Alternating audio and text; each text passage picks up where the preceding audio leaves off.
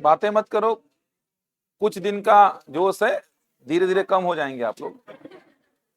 कुछ दिन का जोश है ये, तो जो पेशेंस के साथ पढ़ते हैं चिंता मत करिए। इतना हौच पौच अभी जो है ये 15-20 दिन का जोश है, बहुत सारे चेहरे इसमें से कम हो जाएंगे, चिंता मत करिए। ये मेरा अनुभव है पिछले 10 साल का, तो अपने आप कम हो जाएंगे।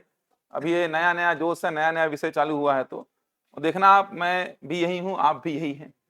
आप देख लीजिएगा 20-25 दिन का जोश है ये, 15-20 दिन लगातार इतना भीड़ नहीं रहेगा, मैं आपको तय बता रहा हूँ। इतना पेशेंस नहीं छत्तीसगढ़ के बच्चों में कि 15-20 दिन, 25 दिन, 30 दिन लगातार बैठ के पढ़ पाए, इतना भी पेशेंस नहीं है। सारे बच्चों की बात नहीं कर रहा हूँ, लेकिन ये जो दिख रहा है ना, ये 15-20 दिन में देखना कैसे कम होते जाएगा और खत्म होते तक 10-15 बच्चे बचेंगे, उसमें से 2-3 का सिलेक्शन होगा। यही कहानी रहा है हमेशा से हर बैच का। अब वो 2-3 कौन है, 10 कौन है, वो आप सोच लीजिए। ये होगा, देखना। आप लोग भी तो बैठे ही हो बैचेस में अपने अपने, स्थिति आपको देखने को मिलेगी ही, कंफर्म मिलेगी, देखना। तो ये नहीं है इतना पेशेंस यहाँ के बच्चों में कि लगातार 6 महीना, साल भर ऐसा लगातार आकर के पेशेंस बना करके पढ़ पाए। वो धीरे धीरे करके पेशेंस ऐसा टूटता है उनका, ऐसा करते करते छोड़ो आज नहीं जाते, छोड़ो कल नहीं जाते, फिर वो इंटरेस्ट धीरे धीरे खत्म होता है। ऐसे करते करते 100 बच्चों का बैच है, तो वो एंड होते तक 10 बच्चे, 15 बच्चे रेगुलर वाले रहते हैं बस। उन्हीं 10-15 में से कुछ बच्चों का, 2-4 बच्चे, 5 बच्चों का एडमिशन होता है, मतलब सिलेक्शन होता है। यही तो रहा है हर बैच के साथ में। तो वो 10 बच्चे कौन है, वो सोच लीजिए, उन 10 बच्चों से ही सिलेक्शन होना है। तो आप सोचिए, थोड़ा पेशेंस का तो खेल ही है ये पूरा, ये तो पूरा फील्ड ही पेशेंस का है। इसमें हड़बड़ी में कुछ नहीं होता कि 2 महीना में जॉब मिल जाए, 3 महीना में ऐसा कोई नौकरी मिल जाए, ये इतना आसान फील्ड नहीं है। लेकिन पेशेंस बना के चलेंगे तो खाली हाथ नहीं लौटेंगे, यहाँ से खाली हाथ तो नहीं लौटेंगे। थोड़ा पेशेंस बना के पढ़िए, और जितना उत्सुकता आज कल में दिखाए हो, उतना ही उत्सुकता आगे भी दिखाना, तो लगेगा कि नौकरी निकालने का मन है आपका। जितना उत्सुकता कल था पढ़ने का, जितना आज दिख रहा है आप लोगों में, आगे भी ऐसे ही दिखना चाहिए। ये नहीं कि नया नया है विषय तो जोश है, जोश तो आगे बल्कि बढ़ना चाहिए आपका। अभी तो बेस चल रहा है, पूरा बेसिक पढ़ रहे हैं, आगे बड़े बड़े चैप्टर्स पढ़ेंगे, अच्छे अच्छे कंसेप्चुअल चैप्टर्स आएंगे, एक से एक कंसेप्ट सीखेंगे आगे आप। तो वहां पे तो आपका जोश और बढ़ना चाहिए, क्योंकि वो तो एकदम इंपॉर्टेंट है। मतलब वहां से तो क्वेश्चंस आने ही हैं, और पूरे सीखने हैं उन चैप्टर्स को आपको। है पीछे सीटीआर कोई?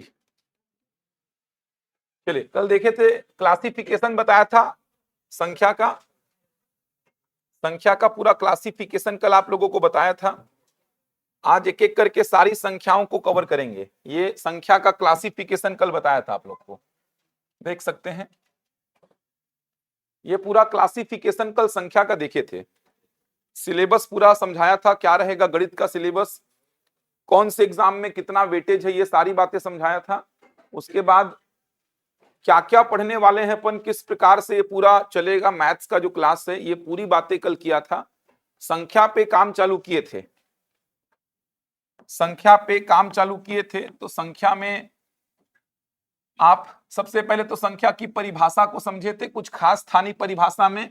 परिभाषा में केवल ये था कि संख्याएं वे गणितीय वस्तुएं होती हैं जिनका उपयोग मापने में, गिनने में इत्यादि चीजों में किया जाता है। तो आपने मापने और गिनने का मतलब यहां पर समझा था। तो संख्या की परिभाषा में सीखने लायक चीज केवल मापने और गिनने का मतलब था। वैसे परिभाषा बहुत सारी मिल जाएगी आपको, अलग अलग बुक्स पढ़ेंगे तो अलग अलग परिभाषा आपको मिलती रहेगी। तो एक जनरल परिभाषा मैंने लिखवाई थी संख्या की, कि संख्याएं वे गणितीय वस्तुएं होती हैं जिनका उपयोग मापने में, गिनने में इत्यादि चीजों में किया जाता है। Numbers are the mathematical objects which are used for measuring, counting etcetera. समझाया था मापने का मतलब हाइट को माप लो, वेट माप लो, कोई क्वांटिटी माप लो, डिस्टेंस माप लो, ये सब क्या हो जाएगा, मापना। और गिनने का मतलब वस्तुओं को गिनना, चाहे वो सजीव वस्तुएं हो चाहे वो निर्जीव वस्तुएं हो। डिफरेंस क्या आया था मापने और गिनने में? ये जो नंबर्स आपको दिखाई दे रहे हैं, ये जो डेसिमल वाले नंबर्स आपको दिखाई दे रहे हैं, इन नंबर्स का यूज, ये जो डेसिमल वाले नंबर्स हैं, इन नंबर्स का यूज मापने में हो जाएगा, लेकिन गिनने में नहीं होगा। क्योंकि गिनते समय 1 2 3 4 5 6 ऐसे गिनते हो, 1 2 2.5 ऐसा नहीं गिनते हो। तो ये जो डेसिमल वाले नंबर्स हैं, इनका यूज मापने में होगा, गिनने में नहीं होगा। ऐसे नंबर्स जो हैं इनका यूज मापने में और गिनने में दोनों में हो जाएगा। तो कुछ खास नहीं है इस परिभाषा में, खास जो है वो है संख्या का क्लासिफिकेशन, वर्गीकरण। तो संख्या मेनली दो प्रकार की थी, वास्तविक संख्या और काल्पनिक संख्या। फिर मैंने बताया था काल्पनिक संख्या आपके सिलेबस में नहीं है, फिर भी काल्पनिक संख्या किसको बोलेंगे? वर्गमूल के अंदर ऋणात्मक रूप में अगर संख्याएं हैं, वर्गमूल के अंदर अगर ऋणात्मक रूप में संख्याएं हैं तो ऐसी संख्याओं को आप बोलेंगे काल्पनिक संख्या। ये संख्याएं आपके सिलेबस में नहीं है। वर्गमूल के अंदर अगर ऋणात्मक रूप में संख्याएं आपको दिखाई दे रही हैं तो ऐसी संख्याओं को आप काल्पनिक संख्या बोलेंगे। ऐसी संख्या आपके सिलेबस में नहीं है। इनको आई के रूप में लिखा जाता है, जहां पे आई को बोलते हैं आयोटा या इमेजिनरी नंबर। तो ऐसी बहुत सारी बातें हैं जानने को, समझने को, पढ़ने को, लेकिन आपके सिलेबस में नहीं है, इसीलिए छोड़ दीजिए। इतना बस ध्यान रखिए कि वर्गमूल में ऋणात्मक रूप में कोई संख्या अगर है तो ऐसी संख्या को आप बोले थे काल्पनिक। ऐसी कोई संख्या आपके सिलेबस में आपको दिखाई नहीं देगी। काल्पनिक को छोड़कर जो बची थी वो है वास्तविक, जो आपके सिलेबस में है। वास्तविक संख्या दो प्रकार की थी, परिमेय और अपरिमेय, रैशनल एंड इरैशनल। इसके बाद परिमेय संख्या तीन प्रकार की थी, प्राकृत, पूर्ण और पूर्णांक, natural numbers, whole numbers and integers. इसके बाद पूर्णांक संख्या तीन प्रकार की थी, ऋणात्मक, शून्य और धनात्मक। प्राकृत संख्या दो प्रकार की, सम प्राकृत और विषम प्राकृत। प्राकृत संख्या का ही एक और क्लासिफिकेशन आपको बताया था, प्राकृत संख्या दो प्रकार की, अभाज्य और भाज्य। परिमेय संख्या के अंतर्गत ही एक संख्या आती है, इसको बोलते हैं भिन्न संख्या। तो भिन्न संख्या का दो अलग अलग तरीके से क्लासिफिकेशन होता है, दो अलग अलग तरीके से। पहले वाले में भिन्न संख्या चार प्रकार की बताया था, उचित, अनुचित, मिश्रित और तुल्य। दूसरे वाले में भिन्न संख्या दो प्रकार की, साधारण भिन्न और दशमलव भिन्न। ये पूरा क्लासिफिकेशन संख्या का है। इसके बाद मैं आपको साथ ही साथ में दशमलव वाली संख्याओं के बारे में समझा रहा था कि दशमलव वाली संख्याएं दो प्रकार की, शांत और अशांत। अशांत दो प्रकार का, आवर्ती और अनावर्ती। शांत दशमलव परिमेय संख्या का ही पार्ट है, समझेंगे आज। अशांत दशमलव में आवर्ती वाला जो पार्ट है ये परिमेय का ही पार्ट है, और अनावर्ती वाला अपरिमेय का पार्ट है। मैंने आपको कल समझाया था कि संख्या तो है परिमेय या अपरिमेय। संख्या अगर कोई है आपके सिलेबस में तो वो या तो परिमेय है या तो अपरिमेय। संख्या आपके सिलेबस में जो भी आएगी आपकी आंखों के सामने, या तो वो परिमेय होगी या तो वो अपरिमेय होगी, क्योंकि आपके सिलेबस में केवल और केवल वास्तविक संख्या है। और वास्तविक संख्या दो प्रकार की है, परिमेय और अपरिमेय। मतलब कोई भी संख्या आपके सिलेबस में आई या तो वो परिमेय होगी या तो वो अपरिमेय होगी। इसीलिए यहां पर मैं बोला कि ये वाला जो पार्ट है ये परिमेय संख्या का, ये वाला जो पार्ट है ये भी परिमेय संख्या का, और ये वाला जो पार्ट है ये अपरिमेय संख्या का। याद रहेगा पूरा क्लासिफिकेशन? क्लासिफिकेशन को पूरा याद कर लिए हो ना? वास्तविक और काल्पनिक। वास्तविक दो प्रकार की, परिमेय और अपरिमेय। परिमेय तीन प्रकार की है, प्राकृत, पूर्ण और पूर्णांक। पूर्णांक तीन प्रकार की, ऋणात्मक, शून्य और धनात्मक। प्राकृत दो प्रकार की, सम प्राकृत और विषम प्राकृत। प्राकृत का एक और क्लासिफिकेशन अभाज्य और भाज्य। परिमेय संख्या के अंतर्गत एक और संख्या आएगी भिन्न संख्या। भिन्न संख्या का एक क्लासिफिकेशन उचित, अनुचित, मिश्रित और तुल्य। दूसरा में साधारण भिन्न और दशमलव भिन्न। दशमलव वाली संख्याओं की बात करूं तो दशमलव वाली संख्याएं दो प्रकार की, शांत और अशांत। अशांत दो प्रकार का, आवर्ती और अनावर्ती। ये परिमेय की अपरिमेय, परिमेय, ये भी परिमेय और ये अपरिमेय। इंग्लिश में सारों के नाम लिख दिया हूं, फिर भी कोई टर्म अगर इंग्लिश में छूट जाता है तो पूछ लीजिएगा। कोई भी टर्म अगर इंग्लिश में छूट जाता है, जो इंग्लिश मीडियम वाले होंगे तो वहां पर पूछ लीजिएगा। सारे टर्म मैं इंग्लिश में बोल रहा हूं। बढ़ूं आगे? चलो एक एक करके सारी संख्याओं को लिखो। अब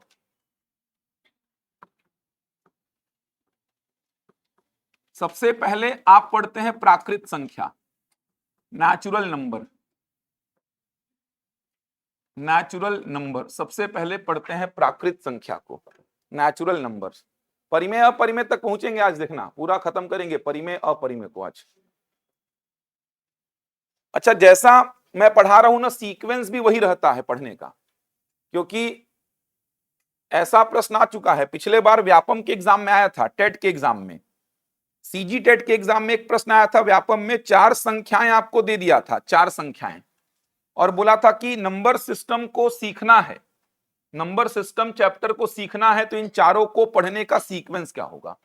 समझ आ रहा है? नंबर सिस्टम अगर आपको सीखना है तो इन चारों को पढ़ने का क्रम क्या होगा। ऐसे प्रश्न भी आए हैं, तो जिस सीक्वेंस में मैं बता रहा हूं उसी सीक्वेंस में पढ़ा भी जाता है। तो प्राकृत संख्या कहां से स्टार्ट होती है पता है ना? लिखिए, वे संख्याएं जो गिनने के काम में आती हैं, वे संख्याएं जो गिनने के काम में आती हैं, वे संख्याएं जो गिनने के काम में आती हैं। The numbers which are used for counting, the numbers which are used for counting, वे संख्याएं जो गिनने के काम में आती हैं। The numbers which are used for counting।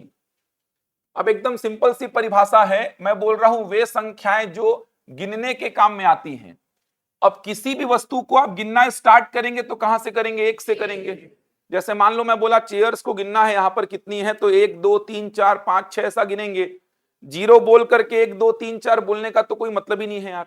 मैं विद्यार्थियों की संख्या को गिनने बोला तो 1 2 3 4 5 6 ऐसा गिनेंगे, इधर पे जीरो बोल करके 1 2 3 4 तो करेंगे नहीं। तो वस्तु कोई भी हो उसको गिनना स्टार्ट कहां से करेंगे? एक से।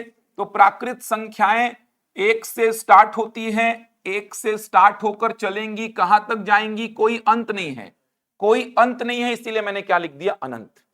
कोई अंत नहीं है इसीलिए मैंने अनंत लिखा है। तो प्राकृत संख्या एकदम सिंपल सा है, वे संख्याएं जो गिनने के काम में आएंगी। The numbers which are used for counting is called natural number.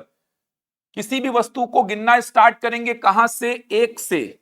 Zero बोलेंगे ही नहीं। मैं बोला चेयर्स गिनो तो आप जीरो बोल के 1 2 3 4 नहीं करेंगे भाई। एकदम सिंपल सी बात है, या तो कोई वस्तु मेरे पास होगी या तो नहीं होगी। कहने का मतलब इस रूम में या तो चेयर्स होंगी या तो नहीं होंगी। अगर नहीं है तो फिर काउंटिंग की बात ही नहीं आएगी, और अगर चेयर्स हैं तो काउंटिंग स्टार्ट कहां से होगी? एक से। तो कोई भी वस्तु हो उसको गिनना स्टार्ट करते हैं आप एक से, तो प्राकृत संख्याएं एक से स्टार्ट होंगी, चलेंगी, आगे चलेंगी, कहां तक जाएंगी? कोई अंत नहीं है। और जिस सीरीज का कोई अंत नहीं होता उसको अपन क्या लिख देते हैं? अनंत।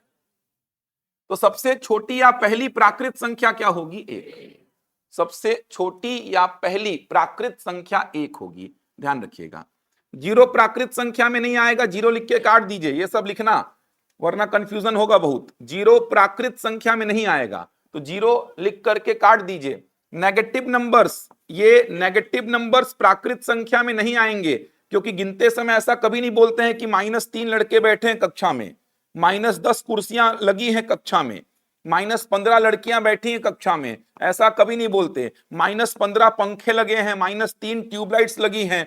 तो गिनने में नेगेटिव नंबर्स का रोल आता ही नहीं है। तो जीरो को लिख के काट दीजिए, नेगेटिव नंबर्स को लिख के काट दीजिए।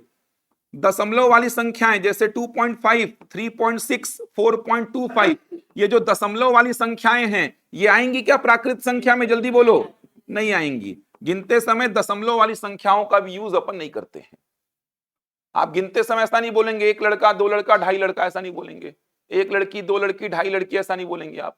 तो गिनते समय आप दशमलव वाली संख्याओं का यूज नहीं करते हैं। इसका मतलब ना तो जीरो होगा प्राकृत संख्या में, ना तो नेगेटिव नंबर्स होंगे प्राकृत संख्या में, और ना ही दशमलव वाली संख्याएं शामिल होंगी प्राकृत संख्या में। इतनी जानकारी फिलहाल समझिए, आगे जब क्वेश्चंस करेंगे तो वहां पे और एड ऑन होगा इसमें। इतनी जानकारी फिलहाल याद रखिएगा, क्वेश्चंस करेंगे तो एक्स्ट्रा जानकारी अपन को और भी निकल के आएगी। याद रहेगा यहां तक? अगला संख्या लिखिए, पूर्ण संख्या। पूर्ण संख्या, होल नंबर्स लिखेंगे।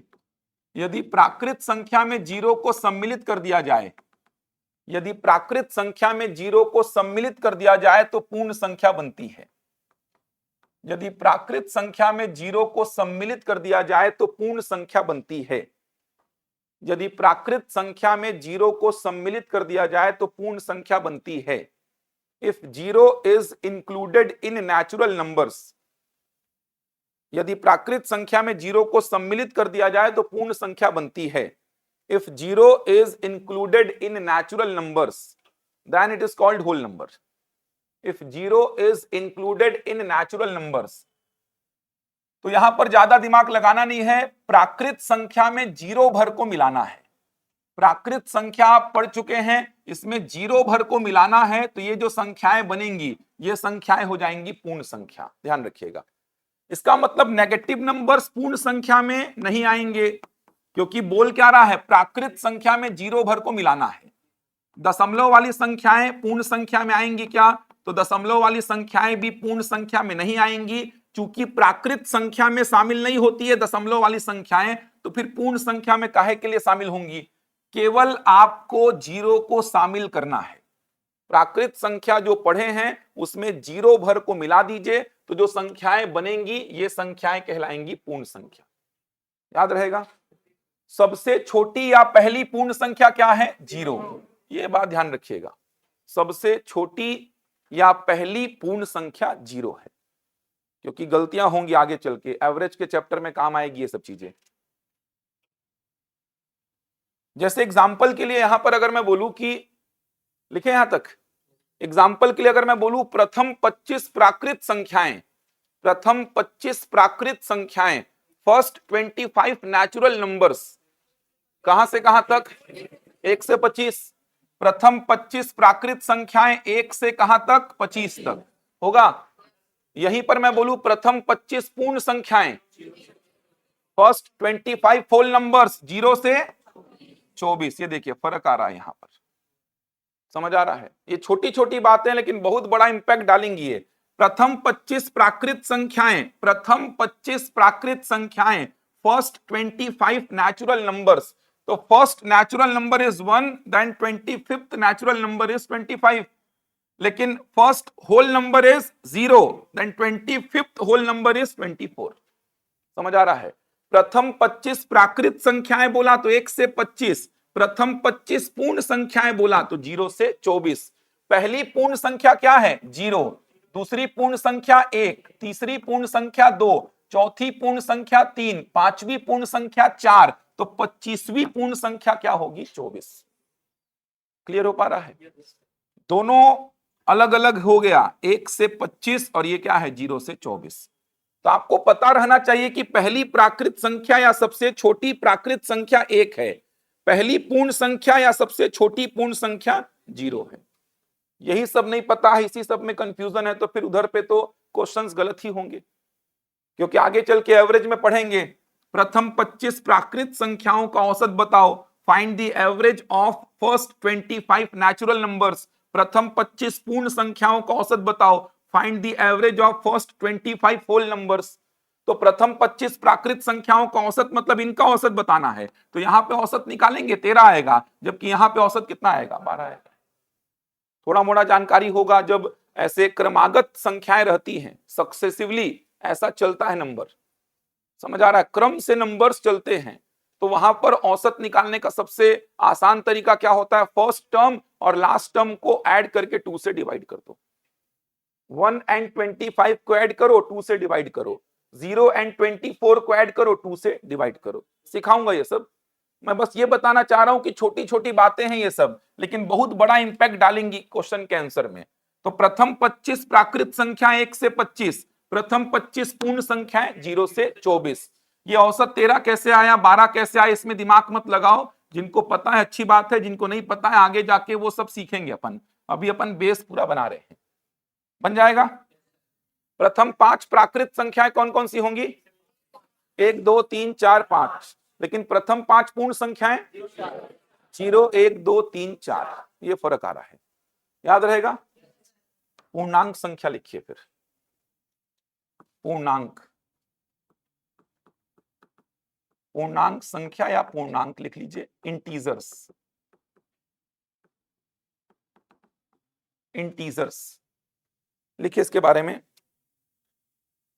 पूर्णांक संख्या पूर्ण संख्या ही होती है, पूर्णांक संख्या पूर्ण संख्या ही होती है, पूर्णांक संख्या पूर्ण संख्या ही होती है जो ऋणात्मक, शून्य तथा धनात्मक होती है, जो ऋणात्मक, शून्य तथा धनात्मक होती है।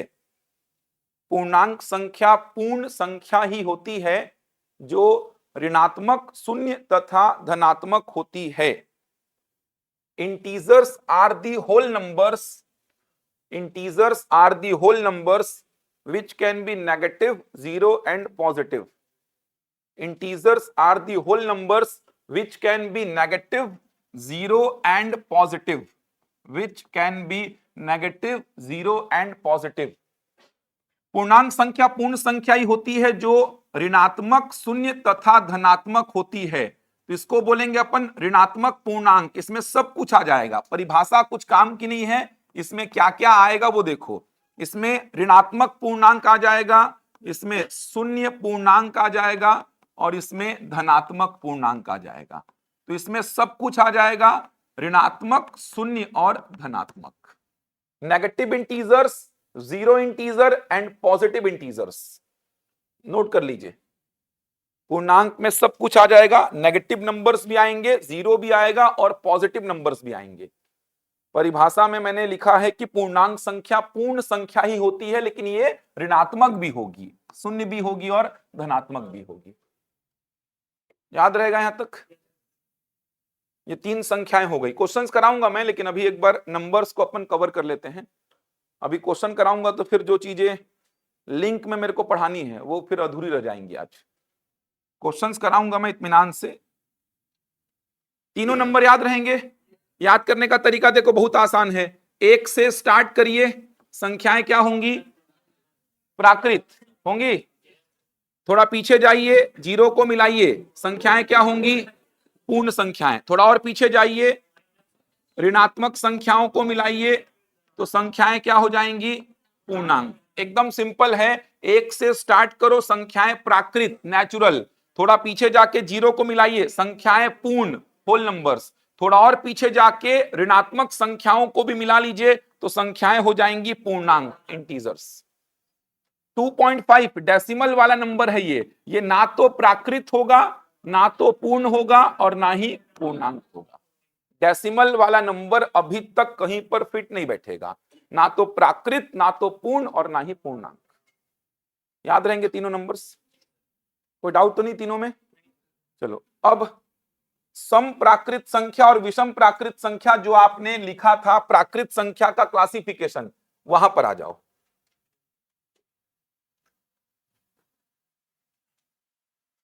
ये तीनों नंबर हो गए ना, क्लासिफिकेशन को देखो, ये तीनों नंबर हो चुके हैं अपने। ये देखो, ये तीनों नंबर हो गए। प्राकृत संख्या हो गया, पूर्ण संख्या हो गया, पूर्णांक हो गया। पूर्णांक में ये तीनों कवर हो गए ना, पूर्णांक में तीनों हो गए, ऋणात्मक, शून्य और धनात्मक। चलो, प्राकृत संख्या के क्लासिफिकेशन को देखते हैं पहले। उससे पहले मेरे को ये बताओ, एक डाउट आप लोगों से पूछ रहा हूं मैं, मेरे को ये समझाना, इसको मैं रफ कर रहा हूं, लिखवा चुका हूं ना ये सब, इसको मैं एक बार हटा रहा हूं यहां से।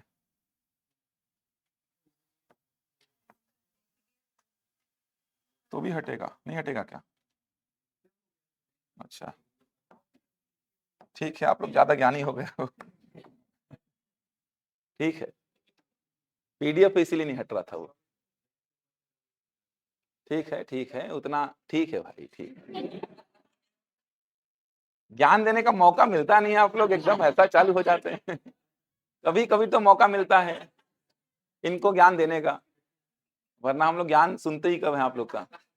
तो मौका मिला तो फिर भरपूर आप दे ही दो। जैसे कल जो शिक्षक भर्ती वाले, कल गजेंद्र यादव का वो मिला है हम लोग को अपॉइंटमेंट, एक कल शाम का।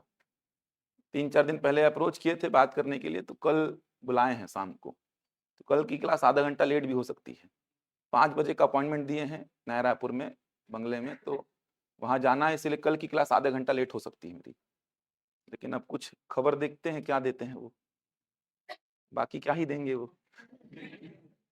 फिर भी थोड़ा बातचीत करके तो आएंगे। अपॉइंटमेंट मिला है इसीलिए जा रहे हैं, केवल ऐसा उनके बंगले के सामने फोटो खिंचवाने नहीं जा रहे हैं। अपॉइंटमेंट मिला है, वरना क्लास ऐसे छोड़ करके नहीं जाता मैं। फोटो खिंचवाने जाना होता तो 2 बजे चले जाता मैं। बंगले के सामने फोटो खिंचवा के आ जाता। एक्चुअल में अपॉइंटमेंट मिला है और टाइम 5 बजे का दिए, इसीलिए जाना पड़ रहा है।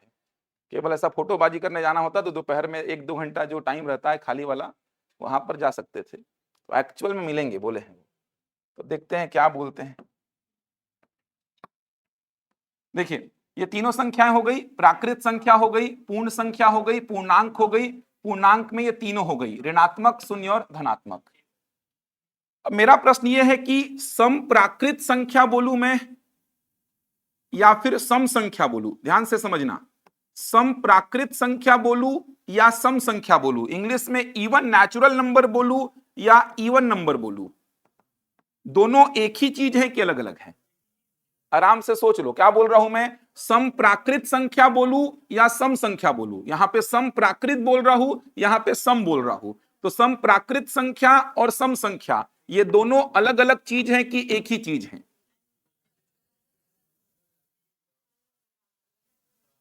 सम प्राकृत संख्या और सम संख्या, even natural number and even numbers, जो अलग बोल रहे हैं, किस सेंस में अलग बोल रहे हैं समझाइए मेरे को। हाँ, क्या बोलना चाह रहे हो? ये किससे स्टार्ट होगा? सम संख्या। और सम प्राकृत संख्या?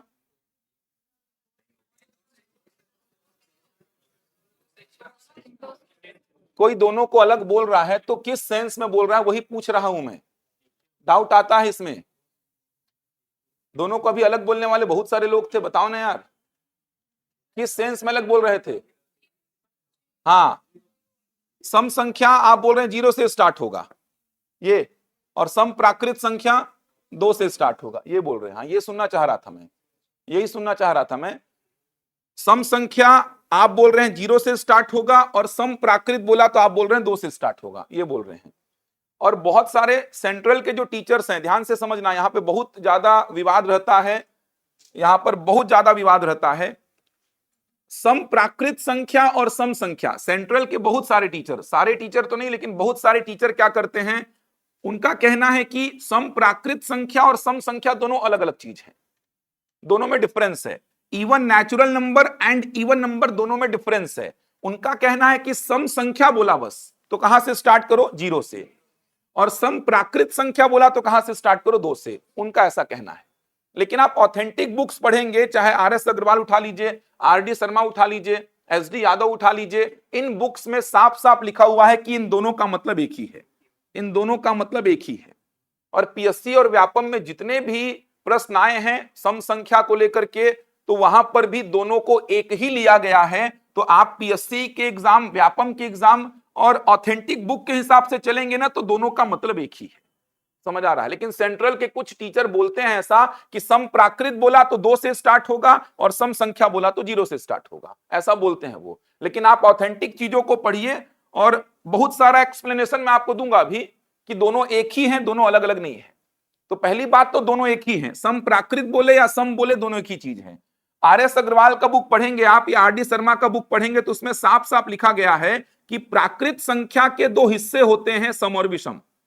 प्राकृत संख्या के 2 हिस्से होते हैं, सम और विषम। नेचुरल नंबर के 2 पार्ट होते हैं, even and odd. Natural number के 2 पार्ट हैं, इवन एंड ऑड। अब नेचुरल नंबर में 0 आता है क्या? नेचुरल नंबर में 0 आएगा क्या? तो इवन एंड ऑड में 0 का कोई सवाल ही पैदा नहीं होता। नेचुरल नंबर में नेगेटिव नंबर्स आते हैं क्या? तो इवन एंड ऑड में नेगेटिव नंबर्स का सवाल ही पैदा नहीं होता। ऐसा लिखा गया आर.एस. अग्रवाल का बुक में। आर.डी. शर्मा उठा लीजिए, 9th 10th में पढ़ते थे आप सीबीएसई बोर्ड के लिए, वहां पर भी यही लिखा हुआ है। तो आप दोनों को एक ही मान के चलिए, सम प्राकृत बोले या सम बोले, आपको समझना है कि दोनों एक ही हैं। इसका मतलब आपको यह समझना है कि प्राकृत संख्या के 2 पार्ट हैं, सम और विषम। अब वो सम प्राकृत बोले तो भी चलेगा, सम संख्या बोले तो भी चलेगा, विषम प्राकृत बोले तो भी चलेगा, और केवल विषम संख्या बोले तो भी चलेगा। तो विषम प्राकृत बोले या विषम बोले एक ही बात है। ऑड नेचुरल नंबर बोले या ऑड नंबर बोले, आपको एक ही लेके चलना है। व्यापम में, पीएससी में आंसर यही लेगा जो बोल रहा हूं। समझ आ रहा है? लिखिए, फिर थोड़ा और एक्सप्लेनेशन दे रहा हूं मैं। लिखिए, सम प्राकृत संख्या या सम संख्या, ऐसा लिख लीजिए। सम प्राकृत संख्या या सम संख्या, इवन नेचुरल नंबर और इवन नंबर, प्रॉपर ऐसा लिख लीजिए ताकि कंफ्यूजन ना रहे। सम प्राकृत संख्या या सम संख्या, इवन नेचुरल नंबर और इवन नंबर। लिखिए, वे प्राकृत संख्याएं जो 2 से भाग जाती हैं। वे प्राकृत संख्याएं जो 2 से भाग जाती हैं, वे प्राकृत संख्याएं जो 2 से भाग जाती हैं। The natural numbers which are divisible by 2, वे प्राकृत संख्याएं जो 2 से भाग जाती हैं। The natural numbers which are divisible by 2, the natural numbers which are divisible by 2, लिख लीजिए 2, 4, 6, 8, 10। तो नेचुरल नंबर्स आपने पढ़ा हुआ है, नेचुरल नंबर्स आप पढ़ के बैठे हैं, इसमें जो जो 2 से भाग जाएगा इसको क्या बोल रहे हैं अपन, सम। तो 2, 4, 6, 8, 10 ये सब हो जाएगा सम संख्या या सम प्राकृत संख्या। तो सबसे छोटी सम संख्या अगर आपसे पूछूंगा तो क्या उत्तर देंगे, 2 देंगे। सम संख्या बोलू या सम प्राकृत संख्या बोलू, दोनों ही दशा में आप उत्तर देंगे 2, याद रहेगा। अगला लिखिए, विषम प्राकृत संख्या या विषम संख्या, विषम प्राकृत संख्या या विषम संख्या, ऑड नेचुरल नंबर्स या फिर odd numbers, odd natural numbers या फिर ऑड नंबर्स, विषम प्राकृत संख्या या विषम संख्या। लिखेंगे, वे प्राकृत संख्याएं जो 2 से भाग नहीं जाती हैं, वे प्राकृत संख्या जो 2 से भाग नहीं जाती हैं, वे प्राकृत संख्या जो 2 से भाग नहीं जाती हैं। The natural numbers which are not divisible by 2, the natural numbers which are not divisible by 2, the natural numbers which are not divisible by 2, वे प्राकृत संख्याएं जो 2 से भाग नहीं जाती हैं। लिख लेंगे 1, 3, 5, 7, 9, 11 ये सब हो जाएंगी विषम प्राकृत संख्या या विषम संख्या, याद रहेगा। तो आप जो बता रहा हूं उस पर विश्वास रखिए, ऑथेंटिक जानकारी बता रहा हूं। सेंट्रल के कुछ टीचर्स जो पढ़ाते हैं वो कभी अगर यूट्यूब में दिख जाए तो परेशान मत होना, जो बता रहा हूं ये ऑथेंटिक जानकारी, आप बुक खोल के देख लेना। सम और विषम एक्चुअल में प्राकृत संख्या के 2 पार्ट हैं, प्राकृत संख्या के 2 पार्ट हैं सम और विषम। तो ऑब्वियस सी बात है सर कि प्राकृत संख्या के अगर 2 पार्ट हैं तो प्राकृत संख्याएं ये होती हैं। अब प्राकृत संख्या में 0 नहीं आता तो सम और विषम में 0 नहीं आएगा, प्राकृत संख्या में नेगेटिव नंबर्स नहीं आते हैं तो सम और विषम में नेगेटिव नंबर्स नहीं आएंगे। सिंपल सा, प्राकृत संख्याओं में जो जो 2 से भाग जाएगा उसको अपन बोल रहे हैं सम, और जो जो 2 से भाग नहीं जाएगा उसको अपन बोल रहे हैं विषम। तो सबसे छोटी सम संख्या पूछूंगा तो 2 और सबसे छोटी विषम संख्या 1, याद रहेगा। इसके अलावा बचपन में आपको ऐसा सिखाया गया था, देखो और एक्सप्लेनेशन दे रहा हूं संतुष्टि के लिए कि 0 नहीं छोगा सम संख्या में, और एक्सप्लेनेशन दे रहा हूं। देखो बचपन में आपको ऐसा भी सिखाया गया है, सम का मतलब होता है पेयर बनना, सम का मतलब पेयर बनना, और विषम का मतलब होता है एक बच जाना, एक बच जाना, ऐसा बताया गया होगा। सम का मतलब पेयर बनना और विषम का मतलब एक बच जाना। 2 सम क्यों है, क्योंकि 2 में देखो ना एक पेयर बन गया, पेयर का मतलब जोड़ा ना, 2 लोग रहेंगे उसी को जोड़ा बोलते हैं। तो 2 का मतलब देखो ना एक पेयर बन गया, 4 का मतलब देखो कै ठो पेयर बन गया, 2 ठो पेयर बन गया, 6 का मतलब देखो कै ठो पेयर बन गया, 3 ठो पेयर बन गया। इसीलिए ये संख्याएं क्या है, सम है, पेयर कंप्लीट हो रहा है। विषम का मतलब होता है एक बच जाना, जैसे 1 में देखो एक बच गया है, 3 में देखो एक पेयर तो कंप्लीट हो गया, एक बच गया, 5 में देखो 2 पेयर तो कंप्लीट हो गया और एक बच गया। समझ आ रहा है, इसीलिए ये सब क्या है, विषम संख्याएं। अब 0 की अगर बात करें तो 0 में ना तो पेयर कंप्लीट हो पा रहा है और ना ही कुछ बच रहा है, इसका मतलब 0 ना तो सम आएगा और ना ही विषम आएगा। इस तरीके से भी आप अगर सोचेंगे तो 0 ना तो सम है और ना ही विषम है, क्योंकि 0 में ना तो पेयर बन रहा है और ना ही कुछ बच रहा है, इसीलिए 0 ना तो सम और ना ही विषम। बन जाएगा यहां तक। तो 0 को ना तो सम में लेना है ना ही विषम में लेना है। ऐसा नहीं कि कुछ ना कुछ तो होना पड़ेगा, ऐसा नहीं है कि 0 सम और विषम में कुछ ना कुछ तो होगा, ऐसा कंपलसरी थोड़ी है भाई कि 0 को कुछ ना कुछ होना ही पड़ेगा। अब जैसे अभाज्य और भाज्य पढ़ाऊंगा आपको मैं, प्राइम नंबर और कंपोजिट नंबर, तो एक ना तो प्राइम है और ना ही कंपोजिट है, एक न तो अभाज्य है और न ही भाज्य है, बताऊंगा, क्योंकि वो न तो अभाज्य संख्या की परिभाषा को फुलफिल कर रहा है और न ही भाज्य संख्या की परिभाषा को फुलफिल कर रहा है। तो वैसे ही 0 ना तो सम संख्या की परिभाषा को फुलफिल कर रहा है और ना ही विषम संख्या की परिभाषा को फुलफिल कर रहा है, इसीलिए 0 ना तो सम होगा और ना ही विषम, याद रहेगा। आप गूगल में सर्च करोगे ना कि जीरो सम संख्या है कि नहीं, आप गूगल में ऐसा सर्च करना जीरो सम संख्या है कि नहीं, तो बोलेगा जीरो है सम संख्या। समझ आ रहा है? ये सारी बातें बता रहा हूं ताकि ये सब देख करके आप मेरे को बके ना कि कुछ भी पढ़ा दिया है। इसीलिए बता रहा हूं कि आप कभी मेरे को बकने लग गए, यूट्यूब खोले और उधर सेंट्रल का टीचर पढ़ा रहा है कि सबसे छोटी सम संख्या जीरो ले लो, इधर आप मेरे को बके पड़े हैं कि ये तो दो पढ़ा दिया है हमको, और वो पूरे एकदम जोश और पूरे उत्साह के साथ ऑथेंटिक बोल रहा है कि ऑथेंटिक है जीरो जीरो जीरो, जैसे मैं ऑथेंटिक बोल रहा हूँ वैसे वो भी बोल रहा है। आप इधर बकना चालू कर दिए मेरे को। फिर आप सर्च किए, चलो गूगल में सर्च करते हैं जीरो सम संख्या है कि नहीं, तो वो बोला है। फिर तो आपका बकने का जो फ्रीक्वेंसी है बढ़ गया। और तो गूगल में सर्च करोगे जीरो सम संख्या है कि नहीं, तो बोलेगा है। समझ आ रहा है? बोलेगा है सम संख्या। लेकिन उसके तुरंत बाद ये भी सर्च करना कि प्रथम 5 सम संख्याओं का योग बताओ कितना होता है। प्रथम 5 सम संख्याओं का योग बताओ कितना होता है। सम ऑफ फर्स्ट 5 इवन नंबर्स। तो वो क्या करेगा पता है? 2 4 6 8 10 का योग आपको बता देगा। समझ आ रहा है? खुद में कॉन्ट्राडिक्शन दिख रहा है। एक साइड वो जीरो को क्या बोल रहा है? सम संख्या। दूसरे साइड प्रथम 5 सम संख्याओं का योग पूछे जाने पर, सम ऑफ फर्स्ट 5 इवन नंबर्स पूछे जाने पर वो 2 4 6 8 10 का योग बता रहा है। तो अगर आप जीरो को सम संख्या बोल रहे हो तो आपके अकॉर्डिंग प्रथम 5 सम संख्याएं 0 2 4 6 8 होनी चाहिए थी।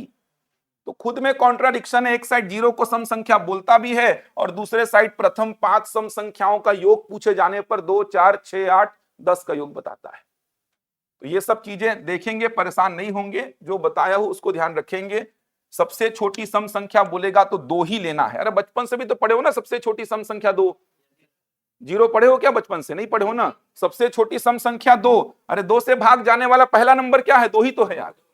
2 का पहला मल्टीपल क्या है? 2। 2 एकम 2, 2 जीरो जीरो, ऐसा पढ़ते हो क्या?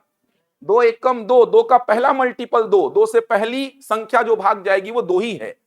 तो प्राकृत संख्याओं में ऐसी संख्याएं जो 2 से भाग जा रही हैं ये सम, और जो नहीं जा रही है ये विषम। हो गए इतने नंबर्स। चलिए अब आइए परिमेय संख्या में। अभाज्य और भाज्य एकदम लास्ट में पढ़ाऊंगा, याद रहेगा इतना। 3 संख्याएं हो गई प्राकृत संख्या। 1 से स्टार्ट, थोड़ा पीछे जाइए, 0 से स्टार्ट करिए। पूर्ण संख्या, थोड़ा और पीछे जाइए, नेगेटिव नंबर्स को भी ले लीजिए तो संख्याएं पूर्णांक। प्राकृत संख्याओं में जो जो 2 से भाग जाएगा उसको क्या बोलेंगे? सम, और जो जो 2 से भाग नहीं जाएगा उसको विषम। दशमलव वाली संख्या ना तो प्राकृत में आएगी, ना तो पूर्ण में आएगी, और ना ही पूर्णांक में। चलो लिखो परिमेय संख्या।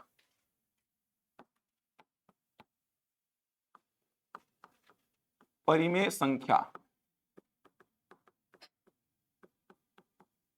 Rational number.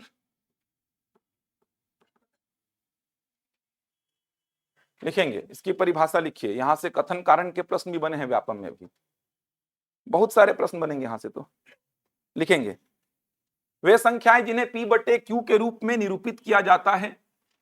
वे संख्याएं जिन्हें p बटे q के रूप में निरूपित किया जाता है। वे संख्याएं जिन्हें p बटे q के रूप में निरूपित किया जाता है। जिन्हें p बटे q के रूप में निरूपित किया जाता है, जहां p और q पूर्णांक संख्या होती हैं। जहां p और q पूर्णांक संख्या होती हैं। जहां p और q पूर्णांक संख्या होती हैं। जहां p और q पूर्णांक संख्या होती हैं तथा q 0 के बराबर नहीं होना चाहिए। तथा q 0 के बराबर नहीं होना चाहिए। तथा q 0 के बराबर नहीं होना चाहिए। वे संख्याएं जिन्हें p बटे q के रूप में निरूपित किया जाता है, जहां p और q पूर्णांक संख्या होती हैं तथा q 0 के बराबर नहीं होना चाहिए। The numbers which can be represented in the form of p by q. The numbers which can be represented in the form of p by q. The numbers which can be represented in the form of p by q, where p and q are integers. Where p and q are integers and q is not equal to 0. Where p and q are integers and q is not equal to 0। अब ध्यान से समझना, बहुत काम का है ये। तीन कंडीशन से देखो, तीन कंडीशन। पहला कंडीशन क्या है, p बटा q। केवल p बटा q होना सफिशियंट नहीं है भाई, केवल p बटा q होना ही सफिशियंट नहीं है। p बटा q हो, पहली बात तो ये। दूसरी बात, p और q क्या हो, पूर्णांक। और पूर्णांक आप पहले ही पढ़ चुके हैं, पूर्णांक में ऋणात्मक संख्याएं भी आती हैं, शून्य भी आता है और धनात्मक संख्याएं भी। तो पहली बात तो p बटा q हो। दूसरी बात चेक करेंगे p और q क्या होना चाहिए, पूर्णांक। और तीसरी बात, नीचे जीरो ना हो, ये अपवाद है। नीचे जीरो अगर है तो वो परिभाषित नहीं होता है, नीचे जीरो नहीं होना चाहिए। अभी फिलहाल कंडीशन को समझो। पहली कंडीशन p बटा q, दूसरी कंडीशन p और q पूर्णांक हो, और तीसरी कंडीशन q जीरो ना हो। जो भी संख्या इन तीन कंडीशंस को सेटिस्फाइड करेगी, ध्यान से समझना, जो भी संख्या इन तीन कंडीशंस को सेटिस्फाइड करेगी उसको अपन क्या नाम देंगे, परिमेय संख्या। इन तीनों को चेक करना, ये तीनों बातों को सेटिस्फाइड करी कोई भी संख्या तो उसको नाम दे देंगे परिमेय संख्या का। जैसे 2/3 लिखा मैं, 2/3 लिखा एक संख्या में। चलो चेक करते हैं p बटा q है कि नहीं है। p और q दोनों पूर्णांक हैं कि नहीं, इंटीजर वैल्यू, दोनों पूर्णांक हैं। दो पूर्णांक होता है ना, तीन भी पूर्णांक होता है। नीचे जीरो नहीं है ना, इसका मतलब 2/3 क्या है, परिमेय संख्या। ऐसे चेक करना है आपको। इन तीनों कंडीशंस को सेटिस्फाइड कर रही है, इन तीनों कंडीशंस को। केवल p बटा q मत बोलना, p और q पूर्णांक होना चाहिए। पूर्णांक इसीलिए पहले पढ़े हैं आप, और नीचे जीरो ना हो। तो आपने बोला पहला नंबर 2/3, 2/3 को आपने देखा p बटा q है ना, p बटा q। अंश बटा हर बोल सकते हैं, न्यूमरेटर और डिनोमिनेटर बोल सकते हैं। तो p बटा q है, बिल्कुल है। p और q पूर्णांक है क्या, 2 और 3 पूर्णांक होता है कि नहीं, नीचे जीरो नहीं है ना, इसका मतलब 2/3 क्या है, परिमेय। अगला देखो 9/4, p बटा q है कि नहीं है, p और q पूर्णांक है कि नहीं, नीचे जीरो तो नहीं है, 9/4 परिमेय संख्या। 4/1 जिसका सरलतम रूप 4 होगा, 4/1 का सिंपलेस्ट फॉर्म 4 होगा, क्योंकि नीचे एक का कोई अर्थ नहीं होता है। अब 4/1 p बटा q है कि नहीं, p और q पूर्णांक है कि नहीं, नीचे जीरो तो नहीं है, तो 4/1 कहने का मतलब 4 भी क्या है, परिमेय संख्या। -5/7 p बटा q है कि नहीं, p और q पूर्णांक है कि नहीं, नीचे जीरो नहीं है, इसका मतलब -5/7 भी परिमेय संख्या है। चलो 0/2, 0/2 जिसका सरलतम रूप क्या होगा, 0, 0/2 का सरलतम रूप 0 ही होगा ना।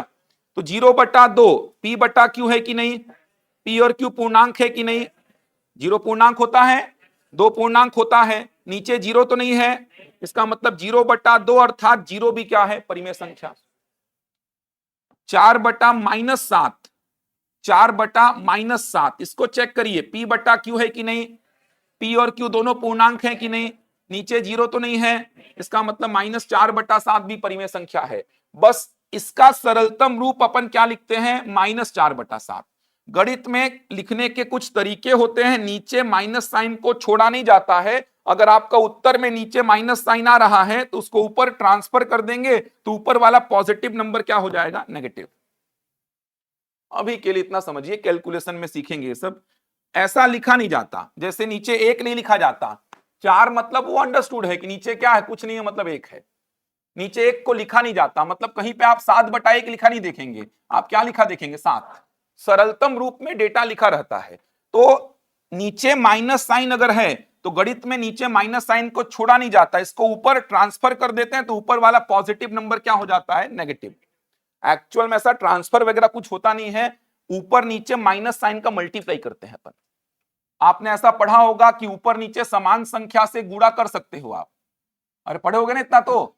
ऊपर नीचे समान संख्या से भाग भी दे सकते हो आप, ऊपर नीचे समान संख्या से गुणा किया जा सकता है। तो ऊपर नीचे में माइनस साइन से गुणा कर दिया, तो ऊपर वाला पॉजिटिव नंबर नेगेटिव बन गया और नीचे वाला नेगेटिव नंबर पॉजिटिव बन गया। उसी को अपन ऐसा रट लेते हैं कि नीचे अगर माइनस साइन है तो उसको ऊपर ट्रांसफर कर दीजिए, तो 4/-7 ऐसा लिखा हुआ दिखाई नहीं देगा। कैसा लिखा हुआ दिखाई देगा, -4/7। तो जितने भी एग्जाम्पल्स हैं ये सारे के सारे क्या हैं, परिमेय संख्या।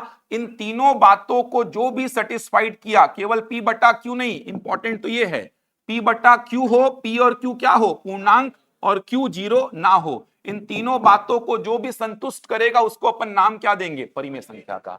ये सारे एग्जाम्पल्स परिमेय संख्या के लिखे हुए हैं। नीचे जीरो नहीं होना चाहिए। 2/0 अगर लिख दिया तो ये परिभाषित नहीं होगा, ऐसा कोई भी नंबर आपको गणित में देखने को नहीं मिलेगा। 4/0 अगर लिख दिया तो ये परिभाषित नहीं होगा। लिखिए एग्जाम्पल्स ये सब, फिर आगे बढ़ता हूं इसमें। एग्जाम्पल्स लिख लीजिए। ये सारे नंबर्स जो आप देख पा रहे हैं ये परिमेय संख्या है, तो रटना नहीं है, कंडीशंस को याद करिए। P/Q हो, P और Q पूर्णांक हो और नीचे जीरो ना हो।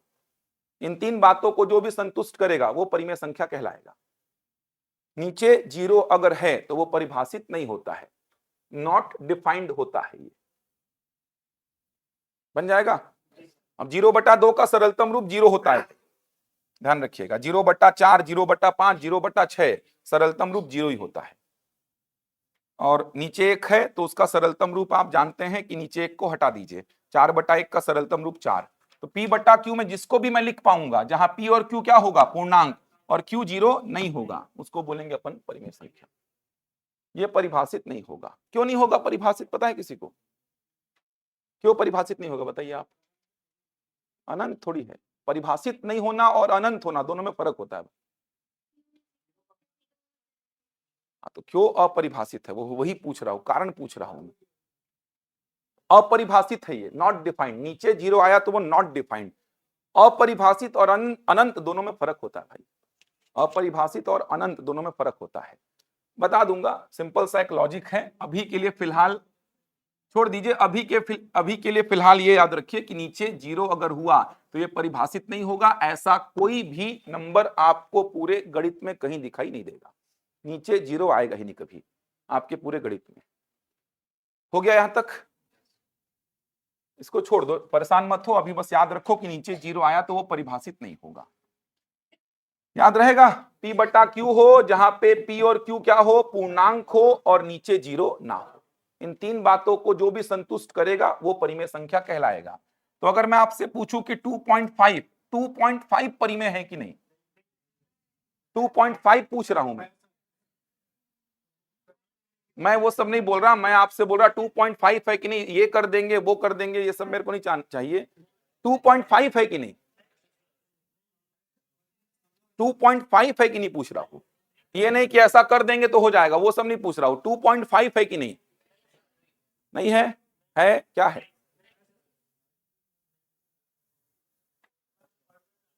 ये नहीं भाई कि इसको कन्वर्ट कर देंगे तो हो जाएगा, कि ये हो जाएगा वो हो जाएगा। मैं बोला 2.5 परिमेय है कि नहीं। अब एक बात समझो, अगर आप बोल रहे हैं कि 2.5 परिमेय नहीं है, जो ये बोल रहे हैं कि 2.5 परिमेय नहीं है, तो मैं मान लूंगा कि वो ये कहना चाहते हैं कि 2.5 अपरिमेय है। समझ आ रहा है क्या बोल रहा हूं? जो बच्चे बोल रहे हैं कि 2.5 परिमेय नहीं है, तो मैं फिर मान लूंगा कि वो ये कहना चाहते हैं कि 2.5 अपरिमेय है। मैं ये मान लूंगा फिर, क्योंकि या तो संख्या परिमेय होगी या तो अपरिमेय। तो अगर आप इसको बोलते हैं कि परिमेय नहीं है तो फिर आपके हिसाब से क्या है, अपरिमेय है। परिमेय है, समझ आ रहा है? इसको P/Q में लिख सकता हूं ना मैं, इसको P/Q में मैं लिख सकता हूं। 25/10 लिखूंगा ना इसको। आऊंगा भी डेसिमल वाले नंबर्स में, आज ही आऊंगा। तो डेसिमल वाले नंबर्स में आऊंगा, लेकिन अभी के लिए एक बार ध्यान रखिए 2.5 परिमेय संख्या है, क्योंकि इसका P/Q संभव होता है। और जिसका P/Q संभव हो, जहां P और Q क्या हो, पूर्णांक, और नीचे जीरो ना हो, वो परिमेय होगा। अरे नंबर या तो परिमेय होगा या तो अपरिमेय होगा। नंबर या तो परिमेय होगा या तो अपरिमेय होगा। समझ पा रहे हैं? या तो परिमेय या तो अपरिमेय। अगर आप बोलेंगे ये परिमेय नहीं है तो फिर मैं ये मान लूंगा कि आप इसको अपरिमेय नाम देना चाहते हैं, जो कि होगा नहीं। समझ पा रहे हैं? इसका P/Q पॉसिबल है, तो जिसका भी P/Q पॉसिबल हो, जहां P और Q पूर्णांक हो और Q जीरो ना हो, उसको क्या बोलेंगे, परिमेय बोलेंगे। आगे अभी आऊंगा, देखना ना। ये भी नंबर क्या है, परिमेय है। ये भी परिमेय है, ये भी परिमेय है। इसका P/Q का रूप क्या होगा, 7/3 होगा। तो ये भी परिमेय है। 3 3 3 3 3 3 चलते रहेगा, कभी खत्म ही नहीं होगा। बार लगा है 3 के ऊपर, इसका मतलब 3 क्या हो रहा है, रिपीट हो रहा है। ये भी परिमेय है, ये भी परिमेय है। समझ आ रहा है? आवर्ती अशांत कहलाएगा। आऊंगा, आज डेसिमल वाले नंबर्स पे आऊंगा, अभी फिलहाल इतनी जानकारी देख लीजिए। आऊंगा इसमें, आज ही काम कराऊंगा इसको, तभी जाके पूरा लिंक हो जाएगा। ये यहां तक समझ आया? इन तीन बातों को जो भी सेटिस्फाइड करेगा, आपको बस ये देखना है कि अगर किसी को P बटे Q में मैं लिख पा रहा हूं, जहां P और Q क्या हो, पूर्णांक, और Q जीरो ना हो, इन तीन बातों को जो भी संतुष्ट करेगा उसको अपन परिमेय संख्या बोल देंगे। ये इंपॉर्टेंट है, P और Q पूर्णांक होना चाहिए, P और Q पूर्णांक है, P और Q पूर्णांक है, नीचे जीरो ना हो, अपरिमेय संख्या लिखिए। वापस आऊंगा परिमेय में, चिंता मत करो, अभी अपरिमेय लिखो, इर्रेशनल नंबर। आऊंगा वापस, देखना एक एक डाउट क्लियर होगा, बहुत कुछ सीखने को मिलेगा परिमेय अपरिमेय को लेकर के। अपरिमेय संख्या लिखिए पहले, अब अपरिमेय संख्या, इर्रेशनल नंबर लिखेंगे। वे संख्याएं जिन्हें P बटे Q के रूप में निरूपित नहीं किया जा सकता, वे संख्याएं जिन्हें P बटे Q के रूप में निरूपित नहीं किया जा सकता, वे संख्याएं जिन्हें P बटे Q के रूप में निरूपित नहीं किया जा सकता, वे संख्याएं जिन्हें P बटे Q के रूप में निरूपित नहीं किया जा सकता, वे संख्याएं जिन्हें P बटे Q के रूप में निरूपित नहीं किया जा सकता, P बटे Q के रूप में निरूपित नहीं किया जा सकता, इन्हें सामान्यतः वर्गमूल के रूप में लिखा जाता है, इन्हें सामान्यतः वर्गमूल के रूप में लिखा जाता है, इन्हें सामान्यतः वर्गमूल के रूप में लिखा जाता है। The numbers which cannot be represented in the form of P by Q, the numbers which cannot be represented in the form of P by Q, the numbers which cannot be represented in the form of P by Q, they are generally represented in the form of square root, they are generally represented in the form of square root। चलिए देखिए, सामान्य जानकारी है, जिसको P बटे Q में convert नहीं कर पाएंगे वो क्या कहलाएगा, अपरिमेय। ध्यान रखिएगा। अब पहला प्रश्न ये उठता है कि सर किसको P बटे Q में आप कन्वर्ट नहीं कर पाएंगे, पहला प्रश्न ये उठता है, किसको P बटे Q में आप कन्वर्ट नहीं कर पाएंगे। परिभाषा क्या बोला, जिसको P बटे Q में कन्वर्ट नहीं कर पाएंगे वो अपरिमेय। तो मेरा पहला सवाल ये उठा सर कि किसको P बटे Q में कन्वर्ट आप नहीं कर पाएंगे, तो मैंने उत्तर दे दिया, जो सामान्यतः वर्गमूल में संख्याएं होंगी उनको P बटे Q में कन्वर्ट नहीं कर पाऊंगा। जैसे √2, √3, √5, √6, √7, √8, √10, √11, √12, ये नंबर्स जो हैं इनको मैं P बटे Q में कन्वर्ट नहीं कर पाऊंगा। क्यों नहीं कर पाऊंगा P बटे Q में कन्वर्ट, इनको, इनमें ऐसी क्या खासियत है, इन नंबर्स में ऐसी क्या खासियत है कि इनको P बटे Q में कन्वर्ट नहीं कर पा रहा हूं मैं, तो इस पे चर्चा करेंगे। फिलहाल यहां तक लिखिए आप लोग। परिभाषा मैंने क्या लिखवाई, वे संख्याएं जिन्हें P बटे Q में कन्वर्ट नहीं कर सकते आप, जिन्हें P बटे Q में आप कन्वर्ट नहीं कर सकते। तो आपका सवाल ये उठा कि P बटे Q में किसको कन्वर्ट नहीं कर सकता, तो मैं बोला कि सामान्यतः जो वर्गमूल में संख्याएं होंगी इन संख्याओं को आप P बटे Q में कन्वर्ट नहीं कर सकते। नहीं होगा, होता तो लिखता, √9 भी गायब है वहां से। ऐसा फ्लो में लिख मत देना भाई कि सर भूल गए होंगे √4 लिखना, √9 लिखना भूल गए होंगे सर, फिर आपको नोटिस होता कि अरे √4 भूले, चलो चल जाएगा, √9 भी भूल गए। इसका मतलब भूलना ही है दोनों को, बताऊंगा भी। जिसको P बटे Q में कन्वर्ट नहीं कर पाएंगे वो अपरिमेय। तो मेरा प्रश्न है किसको P बटे Q में कन्वर्ट नहीं कर पाओगे सर, तो मैंने बोला जिसको सामान्यतः वर्गमूल में आप लिखते हो, जिसको सामान्यतः वर्गमूल में आप लिखते हो, ऐसे नंबर्स को आप P बटे Q में कन्वर्ट नहीं कर पाओगे। अब मेरा प्रश्न ये उठा कि इनमें ऐसी क्या खासियत है, √2 में ऐसी क्या खासियत है कि इसको P बटे Q में आप कन्वर्ट नहीं कर पा रहे हो, √3 में ऐसी क्या खासियत है कि इसको P बटे Q में आप कन्वर्ट नहीं कर पा रहे हो। इन पे बात करेंगे आगे, आज ही बात करेंगे इनमें क्या खासियत है इनमें कि इनको P बटे Q में कन्वर्ट नहीं कर पा रहा हूं, देखेंगे। अभी के लिए इतना बस लिखो कि P बटे Q में जिनको कन्वर्ट नहीं कर पाऊंगा वो अपरिमेय, किनको नहीं कर पाऊंगा, तो सामान्यतः जो वर्गमूल में संख्याएं होंगी वर्गमूल 2, वर्गमूल 3, वर्गमूल 5, वर्गमूल 6, ये कुछ एग्जांपल्स में अपरिमेय संख्या के आपके सामने लिखा हूं।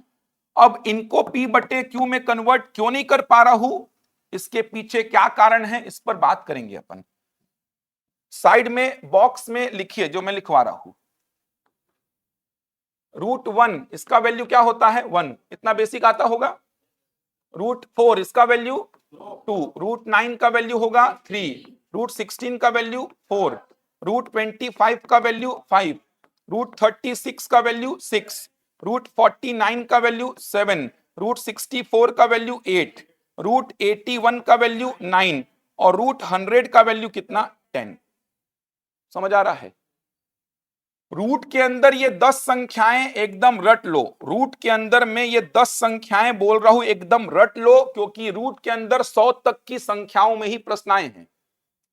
रूट के अंदर 100 तक की संख्याओं में ये 10 संख्याएं अगर हैं, रूट के अंदर में 100 तक की संख्याओं में ये 10 संख्याएं अगर हैं, तो आप इनको नाम क्या देंगे, परिमेय, क्योंकि इन सब का P बटा Q पॉसिबल है। देखो ना, √1 को मैं क्या लिख सकता हूं 1/1, √4 को 2/1, 3/1, 4/1, 5/1, 6/1, 7/1, 8/1, 9/1 और 10/1। ये देखो ना, √4 का वैल्यू P बटा Q में आ गया, जहां P और Q क्या है, पूर्णांक और नीचे जीरो नहीं है। √25 P बटा Q में आ गया, जहां P और Q क्या है, पूर्णांक और नीचे जीरो नहीं है। √49 7/1 P बाई Q का फॉर्म हो गया, जहां P और Q क्या है, इंटीजर और नीचे जीरो नहीं है। तो √100 इसका वैल्यू कितना लिखा मैं 10। तो मैं बोला 100 तक रूट के अंदर 100 तक के नंबर्स में ये 10 नंबर्स एकदम रट लो, इन 10 नंबर्स को एकदम याद कर लो। इनमें से कोई आया तो इसको क्या बोलेंगे, परिमेय, क्योंकि इन सब का P बटा Q पॉसिबल है। इनको छोड़ करके रूट के अंदर कुछ भी लिख दूंगा मैं, ये देखिए, इनको छोड़ करके रूट के अंदर मैं कुछ भी लिख दूंगा, ये देखिए, इनको छोड़ करके मैं रूट के अंदर कुछ भी लिख दूंगा, ये सब क्या है, अपरिमेय। समझ आ रहा है। 100 तक के नंबर्स ही जनरली आते हैं पहचानने को, और जैसे जैसे आप गणित को आगे पढ़ेंगे तो बहुत सारी चीजें आपके दिमाग में बैठेंगी। अभी फिलहाल रूट के अंदर 100 तक के नंबर्स में, 100 तक के नंबर्स में, रूट के अंदर 100 तक के नंबर्स में ये 10 नंबर्स एकदम रट लो, ये 10 नंबर्स एकदम रट लो, ये परिमेय हैं। क्यों परिमेय हैं, क्योंकि देख पा रहे हो इनका P बटा Q पॉसिबल है, जहां P और Q क्या है, पूर्णांक, Q जीरो नहीं है। तीनों बातों को सेटिस्फाइड करना चाहिए, P बटा Q हो जहां P और Q इंटीजर हो और Q जीरो ना हो। तो आप देख सकते हैं रूट के अंदर ये 10 संख्याएं जो मैं लिखा हूं, इन सब का P बाई Q पॉसिबल है, जहां P और Q पूर्णांक है और नीचे जीरो नहीं है। बन जाएगा। रूट के अंदर 100 तक में इन 10 संख्याओं को रट डालो, इनको छोड़ करके रूट के अंदर कुछ भी लिखूंगा मैं, देखो ना, इनको छोड़कर रूट के अंदर मैं कुछ भी लिखूंगा, सीधे बोलना कि इनका P बटा Q पॉसिबल नहीं है, इसी वजह से क्या है, ये अपरिमेय। क्यों P बटा Q पॉसिबल नहीं है, उस पर चर्चा करूंगा अभी मैं। समझ आया यहां तक, नोट करके लिख लीजिए, पाई एक अपरिमेय संख्या है, इस पे भी बात करूंगा। पाई एक अपरिमेय, pi is an irrational number. अब किसी के मन में आ रहा होगा कि पाई का वैल्यू तो 22/7 P बटा Q है, तो फिर पाई को इर्रेशनल क्यों बोल रहे हो, तो बात करूंगा मैं। एक्चुअल में पाई का वैल्यू वो है ही नहीं, अप्रोक्सीमेट वैल्यू है वो, तो बात करूंगा मैं, चिंता मत करो, ये बहुत कुछ जानना है आज के लेक्चर में। तो पाई एक अपरिमेय संख्या है, ध्यान रखिएगा, लिखे यहां तक। तो डाउट यहां पर क्या क्या है, आपको डाउट ये है कि सर √2 में ऐसी क्या खूबी है कि इसको P बटा Q में नहीं लिख पा रहे हो आप। समझ आ रहा है। अब √2 में जैसी खूबी होगी इनमें भी वैसी ही खूबी होगी, ये तो समझ में आ रहा है। समझ पा रहे हो क्या बोल रहा हूं, √2 में ऐसी क्या खूबी है कि इसको P बटा Q में नहीं लिख पा रहा हूं, ये तो समझ आ रहा है कि √2 में जो खूबी होगी वैसी खूबी इनमें भी होगी। तो इन सब में ऐसी क्या खासियत है कि इनको P बटा Q में नहीं लिख पा रहा हूं, क्या कारण है ऐसा कि इनको P बटा Q में नहीं लिख पा रहा हूं। एक डाउट ये है यहां से। दूसरा डाउट ये है कि पाई अपरिमेय बोल दी हो सर, जबकि पाई का वैल्यू बचपन से हम 22/7 पढ़ते आ रहे हैं, P बटा Q में तो ऑलरेडी दिख रहा है हमको, उसके बावजूद आप पाई को अपरिमेय क्यों बोल रहे हैं, एक डाउट ये बन रहा है यहां से। ठीक, देखेंगे। क्लियर है यहां तक, इसको याद करे रहना लेकिन। चलो आऊंगा इसमें भी जो बोल रहा था। अब मैं क्या करने वाला हूं, देखो दशमलव वाली संख्याओं पर बात करूंगा, सारे डाउट्स क्लियर होंगे। दशमलव वाली संख्याओं पर बात करूंगा, सारे डाउट्स क्लियर होंगे आपके। अच्छा ये मत बोल देना कि √2 को p/q में लिख दूंगा सर √2/1 करके, समझ आ रहा है? तो p/q तो हो गया, p और q पूर्णांक होना चाहिए, वो कंडीशन भी तो है। तो ऐसा मत सोचना किसी के मन में चल रहा होगा कि √2 को √2/1 लिखने में क्या दिक्कत है। p/q हो जहां p और q पूर्णांक हो, पूर्णांक, ये भी तो खासियत थी। चलो दशमलव वाली संख्याएं लिखूंगा, सारे कंसेप्ट क्लियर होंगे। 3 अलग अलग प्रकार की संख्याएं मैं लिखूंगा, देखना 3 अलग अलग प्रकार की संख्याएं लिखेंगे, पूरे कंसेप्ट परिमेय और अपरिमेय को लेके क्लियर हो जाएंगे आपके। तो दशमलव वाली संख्याएं लिखते हैं, तब जाके अपरिमेय का पूरा कंसेप्ट क्लियर होगा आपको। अब देखो दशमलव वाली संख्याओं में पहला टाइप में लिख रहा हूं, पहला टाइप में लिख रहा हूं, ये कुछ संख्याएं मैं लिख रहा हूं आपके सामने, ये देखिए, ये कुछ संख्याएं मैं आपके सामने लिख रहा हूं, ये देखिए, ये कुछ संख्याएं मैं आपके सामने लिखा। दशमलव वाली संख्याएं 3 टाइप की मैं लिखने वाला हूं, जिसमें ये पहला टाइप मैं आपके सामने लिखा हूं, ये पहला टाइप मैं आपके सामने लिखा हूं, देख सकते हैं, ये कुछ संख्याएं मैं आपके सामने लिख दिया हूं। अब इन सब संख्याओं को मैं पहले टाइप की संख्याएं बोल रहा हूं, इन सारी संख्याओं को मैं पहले टाइप की संख्याएं बोल रहा हूं। इन सारी संख्याओं में एक सिमिलैरिटी आपको समझ में आ रही है, इन सारी संख्याओं में सिमिलैरिटी क्या है, इन सारी संख्याओं में दशमलव के बाद अंक जो हैं, डेसिमल के बाद जो डिजिट्स हैं, ये क्या है, सीमित हैं। सीमित का मतलब लिमिटेड हैं, या फिर आप क्या बोलो, शांत हो जा रहे हैं, शांत हो जा रहे हैं। कहने का मतलब क्या, टर्मिनेट हो जा रहे हैं, टर्मिनेट हो जा रहे हैं या खत्म हो जा रहे हैं। इन सारी संख्याओं को देखो, इन सारी संख्याओं में एक सिमिलैरिटी आपको समझ में आ रही है। 3 टाइप की संख्याएं मैं लिखूंगा दशमलव वाली, पूरा कंसेप्ट क्लियर होगा तब जाके परिमेय और अपरिमेय का। तो पहला टाइप में लिखा हूं, ये कुछ संख्याएं मैं पहले टाइप की आपके सामने लिखा हूं, ये कुछ संख्याएं हैं, पहले टाइप की कुछ संख्याएं हैं। इन संख्याओं में एक सिमिलैरिटी आपको समझ में आ रही होगी, ये संख्याएं एक मैनर में सिमिलर नजर आ रही होंगी आपको। किस मैनर में, तो आपको मैंने बोला दशमलव के बाद अंक सीमित हैं, सीमित का मतलब समझ आ रहा है, लिमिटेड हैं। देखो ना दशमलव के बाद कै ठो अंक है, एक, दशमलव के बाद मतलब इधर ना, दशमलव के बाद कै ठो अंक है, 2, दशमलव के बाद 2 ठो अंक, दशमलव के बाद 3 ठो अंक, दशमलव के बाद 4 अंक, दशमलव के बाद 2 अंक, दशमलव के बाद 1 अंक। तो इन सारी संख्याओं में दशमलव के बाद अंक सीमित हैं, या उसको बोलो शांत हो जा रहे हैं। शांत होने का मतलब टर्मिनेट हो जा रहे हैं या खत्म हो जा रहे हैं।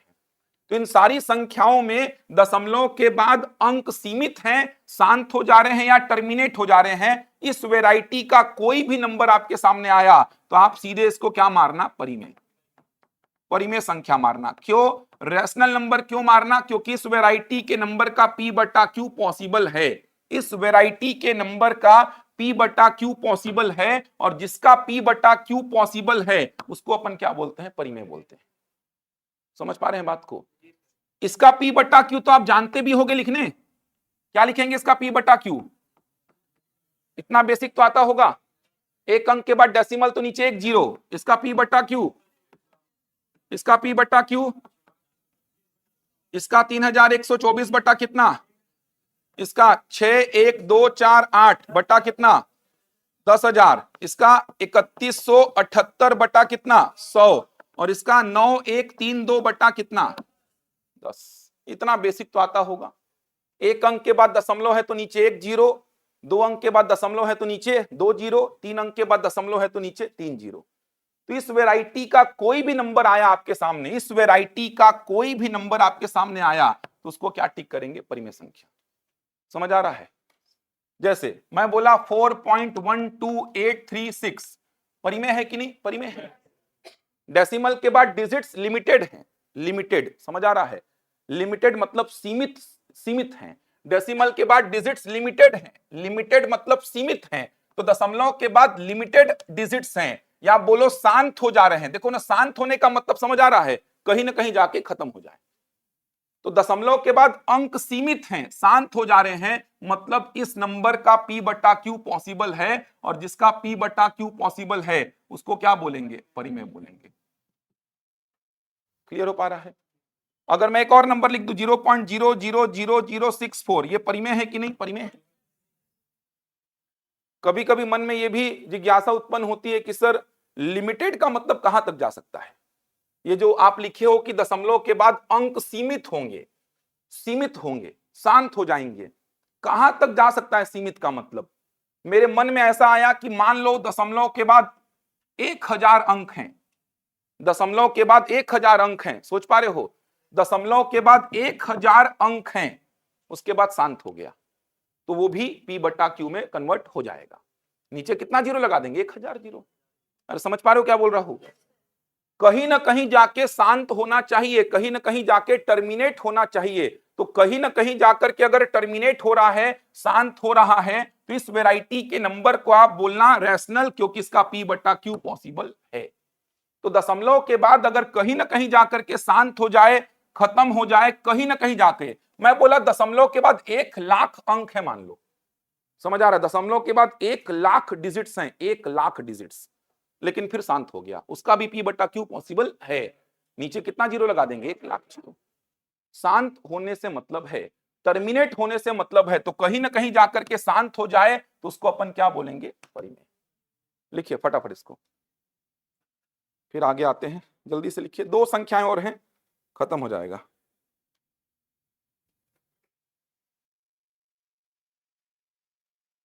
दशमलव के बाद अंक जो है वो लिमिटेड होंगे। इन सारे नंबर्स में आप देख पा रहे हैं दशमलव के बाद डिजिट्स लिमिटेड हैं।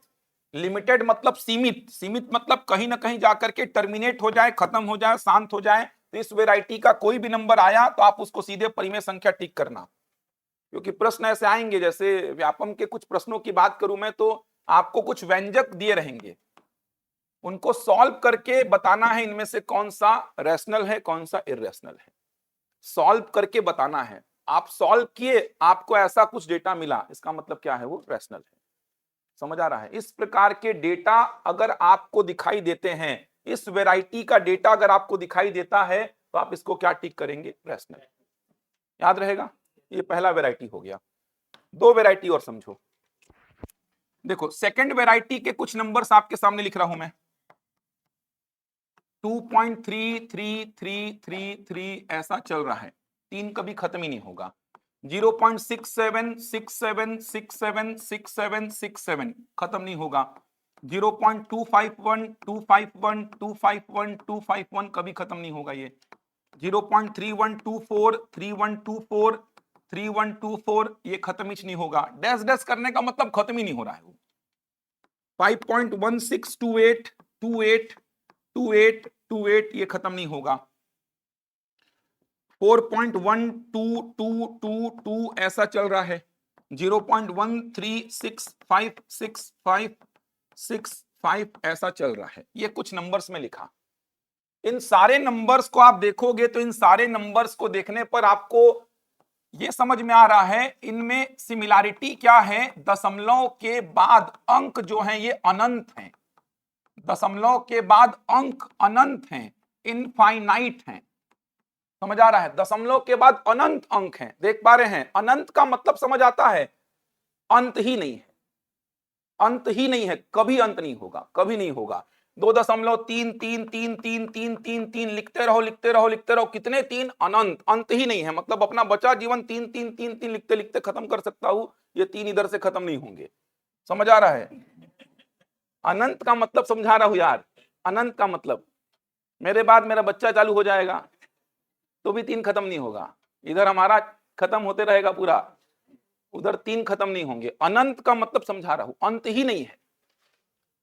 तो दशमलव के बाद अंक अनंत हैं, या इसी को क्या बोलो? अशांत हैं, मतलब नॉन टर्मिनेटिंग, नॉन टर्मिनेटिंग या खत्म नहीं हो रहे हैं, ऐसा बोल दो, खत्म नहीं हो रहे हैं। तो इन सारे नंबर्स में एक सिमिलैरिटी आपको समझ में आ रही है। वो सिमिलैरिटी क्या है? दशमलव के बाद अंक अनंत हैं, अनंत अंक हैं, अंत ही नहीं है। 3 3 3 3 3 चले पड़ा है, खत्म ही नहीं हो रहा है। 6 7 6 7 6 7 6 7 चल रहा है, 2 5 1 2 5 1 2 5 1 चल रहा है, 3 1 2 4 3 1 2 4 3 1 2 4 चल रहा है, 2 8 2 8 2 8 2 8 चल रहा है, 2 2 2 2 ऐसा चल रहा है, 6 5 6 5 6 5 6 5 ऐसा चल रहा है। तो दशमलव के बाद अनंत अंक हैं, या ऐसा बोलो अशांत हैं, नॉन टर्मिनेटिंग, या खत्म नहीं हो रहे हैं। अब एक और वैरायटी यहां पर लिख रहा हूं, इसी के बाजू में एक और वैरायटी देखना, 1.41421356। ये देखो अलग अलग अंक आ रहे हैं, कितने अंक हैं यहां पर भी अनंत। देखो 4 1 4 2 1 3 5 6 अलग अलग अंक आ रहे हैं, अलग अलग अंक, समझ आ रहा है। और कितने अंक हैं अनंत, डैश डैश करने का मतलब अनंत अंक हैं, लेकिन यहां पर अंक कैसे हैं अलग अलग। जैसे 1.732 अलग अलग अंक आ रहे हैं, अलग अलग अंक, कितने अंक हैं अनंत। 3.14159 अलग अलग अंक आ रहे हैं, कितने अंक हैं अनंत। एक और वैरायटी मैं ये आपके सामने लिखा, ये थर्ड वैरायटी है। यहां पर भी आप देखेंगे तो दशमलव के बाद अंक कितने हैं अनंत, या अशांत है या खत्म नहीं हो रहे हैं। तो यहां पर भी दशमलव के बाद अंक अनंत हैं, और यहां पर भी दशमलव के बाद अंक अनंत हैं। कहने का मतलब ये भी क्या है अशांत, नॉन टर्मिनेटिंग, और ये भी क्या है अशांत, मतलब कैसा नॉन टर्मिनेटिंग। समझ आ रहा है, दोनों ही क्या है अशांत। सोच पा रहे हैं, देखो दशमलव के बाद अनंत अंक हैं, यहां भी डैश डैश करने का मतलब दशमलव के बाद अनंत अंक है, मतलब ये भी अशांत है और ये भी क्या है अशांत। लेकिन दोनों में एक छोटा सा डिफरेंस आपको नजर आ रहा होगा, आ रहा है नजर, दोनों वैरायटी में डिफरेंस नजर आ रहा है। डिफरेंस क्या है, डिफरेंस क्या है, ये जो है रिपीटेशन के साथ क्या है अशांत, रिपीटेशन के साथ अशांत है, रिपीटेशन के साथ अशांत है, और ये बिना रिपीटेशन के अशांत है। ये डिफरेंस है, बिना रिपीटेशन के अशांत है। तो ये रिपीटेशन के साथ अशांत है और ये बिना रिपीटेशन के अशांत है। ये तीन वैरायटी हो गया आपका। अब इस पे बातचीत करेंगे, यहां तक लिख लीजिए, बातचीत करता हूं फिर इसमें मैं। तीनों वैरायटी समझ आ रही हैं, ये तीन वैरायटी तो समझ आ गई ना। पहला क्या था शांत, पहला शांत था, आगे के दोनों क्या हैं अशांत, एक रिपीटेशन के साथ और एक विदाउट रिपीटेशन। इतना तो समझ आ रहा है। तीनों में डिफरेंस तो कर पा रहे हैं ना आप, एक शांत, आगे के दोनों अशांत, अशांत में एक रिपीटेशन वाला और एक विदाउट रिपीटेशन। इतना समझिए, फिर बात करते हैं इस पे। देखना अभी अपरिमेय का कारण आपको समझ में आएगा, पूरा कहानी अभी छुपा हुआ है। दो चार एग्जांपल लिख लीजिए बस। इतना तो समझ आ गया आप लोग को, जिन तीन वैरायटी के मैं बात कर रहा था वो तीनों वैरायटी समझ आ गई। ये जो दशमलव वाली संख्याओं की तीन वैरायटी की बात कर रहा था, तो पहला ये तो एकदम क्लियर है कि दशमलव के बाद अंक लिमिटेड हैं, सीमित हैं या शांत हो जा रहे हैं। तो दशमलव के बाद शांत हो जा रहा है। ये दोनों में दशमलव के बाद अशांत, दशमलव के बाद अशांत है, देख पा रहे हैं, दशमलव के बाद अशांत, यहां भी दशमलव के बाद क्या है अशांत। फर्क क्या है, एक रिपीटेशन के साथ अशांत है और दूसरा बिना रिपीटेशन के अशांत है। तो ये तीनों वैरायटी दिमाग में सेट कर लो, एक शांत और आगे की दोनों अशांत, एक रिपीटेशन के साथ अशांत और दूसरी विदाउट रिपीटेशन अशांत, याद रहेगा। अब अभी के लिए सेकंड वाले वैरायटी को समझो। सेकंड वाला वैरायटी रिपीटेशन के साथ जो अशांत है, रिपीटेशन के साथ जो अशांत है, तो पहली बात इस वैरायटी के नंबर्स को बार के रूप में लिखा जाता है। पहली बात तो ये समझो, इस वैरायटी के नंबर्स को बार के रूप में लिखा जाता है। दशमलव के बाद जो भी अंक रिपीट होता है उसके ऊपर बार लगता है। दशमलव के बाद जो भी अंक रिपीट होता है, दशमलव के बाद जो भी अंक रिपीट होता है उसके ऊपर बार लगता है। पहली बात, पहली बात तो ये समझो कि ये जो वैरायटी है रिपीटेशन के साथ अशांत वाला जो वैरायटी है, ये जो रिपीटेशन के साथ अशांत वाला वैरायटी है, इनको बार के रूप में लिखा जाता है। ऐसे नंबर्स आपको आगे जाके मिलेंगे, इनको बार के रूप में लिखेंगे। 3 रिपीट हो रहा है 3 के ऊपर बार, 6 7 रिपीट हो रहा है 6 7 के ऊपर बार, तो जो भी रिपीट होगा उसके ऊपर बार लगाते हैं। अभी के लिए बस याद रखिएगा कि इस वैरायटी के नंबर का P/Q होता है अब वो P बटा Q कैसे निकलेगा, वो कैलकुलेशन का पार्ट है। इसका मतलब ये भी क्या है, परिमेय संख्या। अभी के लिए याद रखिए, बस कैलकुलेशन में सिखाऊंगा कि कैसे P बटा Q लिखते हैं इसका। जैसे इसका P बटा Q क्या हो जाएगा, 7/3। इसका P बटा Q क्या हो जाएगा, 67/99। इसका P बटा Q 251/999। इसका P बटा Q 3124/9999। तो P बटा Q इन सब का होगा। देखो ना, P बटा Q, जहां P और Q पूर्णांक है और Q 0 नहीं है। तो अभी के लिए आप जान नहीं पा रहे हैं कि कैसे लिख रहा हूं मैं, तो अभी के लिए बस ये याद रखिए कि इस वैरायटी के नंबर का P बटा Q होता है। वो P बटा Q कैसे निकाल रहे हो सर, तुरंत तुरंत कैसे P बटा Q लिख दे रहे हो, वो कैलकुलेशन का पार्ट है। तो अभी के लिए याद रखिए कि रिपीटेशन के साथ जो अशांत है उसका P बटा Q संभव है, और जिसका P बटा Q संभव है वो क्या है, परिमेय। इसका मतलब ये भी वैरायटी क्या है, परिमेय है। अभी के लिए याद रखो, याद रहेगा। पहला क्या था, शांत, आगे के दोनों क्या है, अशांत। अशांत में एक रिपीटेशन वाला और एक बिना रिपीटेशन वाला। रिपीटेशन वाले का भी P बटा Q होता है, या बार वाले का भी P बटा Q होता है। रिपीटेशन वाला बोलो या बार वाला बोलो, एक ही बात है। रिपीटेशन वाले डेटा को ही बार के फॉर्म में लिखा जाता है। तो रिपीटेशन वाला बोलो या बार वाला बोलो, इसका P बटा Q होता है। वो P बटा Q कैसे लिख रहे हो सर, वो कैलकुलेशन का पार्ट है, कैलकुलेशन में सीखेंगे उसको। अभी के लिए याद रखिए कि इस वैरायटी के नंबर का P बटा Q होता है, और जिसका P बटा Q होता है उसको अपन क्या बोलेंगे, परिमेय संख्या। याद रहेगा। चलो लास्ट बचा है, उसको देखो अब। चलो लास्ट जो बचा था देख लो। 1.41421356 अलग अलग अंक आ रहे थे, देखिए अलग अलग अंक। 1.732 अलग अलग अंक आ रहे थे। ये 3.14159 अलग अलग अंक आ रहे थे। ये जो वैरायटी था, ये वैरायटी क्या था, अशांत है ये भी, लेकिन बिना रिपीटेशन के। ये वाला था बिना रिपीटेशन के अशांत है। बिना रिपीटेशन के अशांत है बोलने का मतलब क्या, अलग अलग अंक आ रहे हैं, अलग अलग अंक। कितने अंक, अनंत। अशांत का मतलब शांत ही नहीं हो रहा है। खास बात क्या है, अलग अलग अंक आ रहे हैं, अलग अलग अंक। अब ये जो वैल्यूज मैं लिखा हूं ना, ये कोई मामूली वैल्यूज नहीं है। ये है √2 का वैल्यू, ये है √3 का वैल्यू, और ये है किसका वैल्यू, पाई का। ये जो वैल्यूज लिखा हूं मैं, √2 का वैल्यू है पहला वाला, √3 का वैल्यू है दूसरा वाला, और पाई का वैल्यू है तीसरा वाला।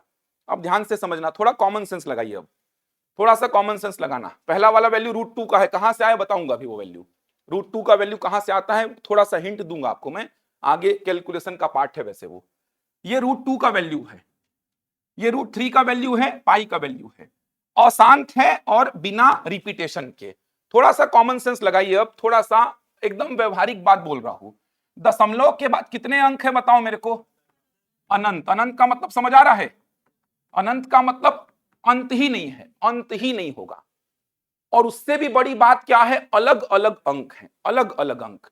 मतलब इसके बाद अगला अंक अलग आएगा, फिर अलग, फिर अलग, फिर अलग, अलग अलग अंक आएंगे। समझ आ रहा है। और कितने अंक हैं, अनंत। अब आप खुद सोचो, ऐसा बिहेवियर जो दिखाएगा, ऐसा नेचर जो दर्शाएगा, दशमलव के बाद अनंत अंक, और उससे भी बड़ी बात अलग अलग अंक, तो ऐसा नेचर जो दर्शाएगा उसका P बटा Q पॉसिबल हो पाएगा क्या, संभव ही नहीं है। आप खुद सोचो, इसको समेटूंगा P बटे Q में तो ये और आगे निकल जाएगा, इसको समेटूंगा P बटे Q में तो और आगे निकल जाएगा। और दूसरी सबसे बड़ी खासियत क्या है, अलग अलग अंक आ रहे हैं, अलग अलग अंक आ रहे हैं।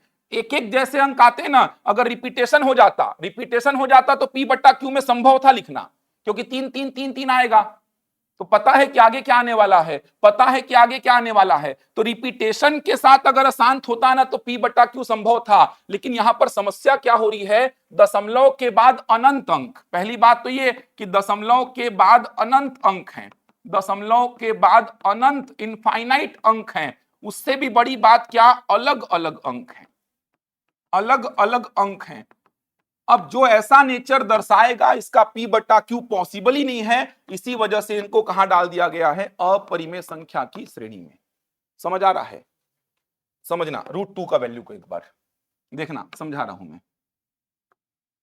√2 का वैल्यू बचपन में आप सीखे होंगे, डिवीजन मेथड से निकालते हैं, भाग विधि से। आता होगा तो ठीक, परेशान मत होना, क्योंकि ये मैक्सिमम बच्चों को नहीं आता होगा। ऐसे करके 2 का रूट निकालते हैं अपन, आगे ऐसा पेयर बना देते हैं। किसको किसको याद है बताओ? अब ऐसा कुछ मेथड आता है ना, ऐसा कुछ मेथड, भाग विधि बोलते हैं इसको।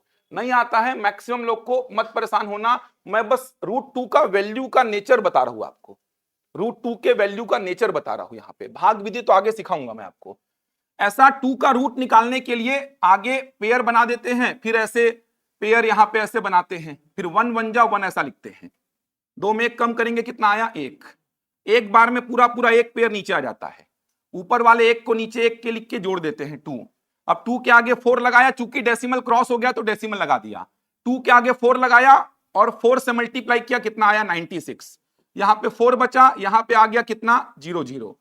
अब इस 4 को नीचे लिख के ऐड किया, कितना आया? 28। 28 के आगे 1 लगाया, मल्टीप्लाई किया 1 से, 281 1 जा 281, 119, फिर से एक आ जाएगा नीचे।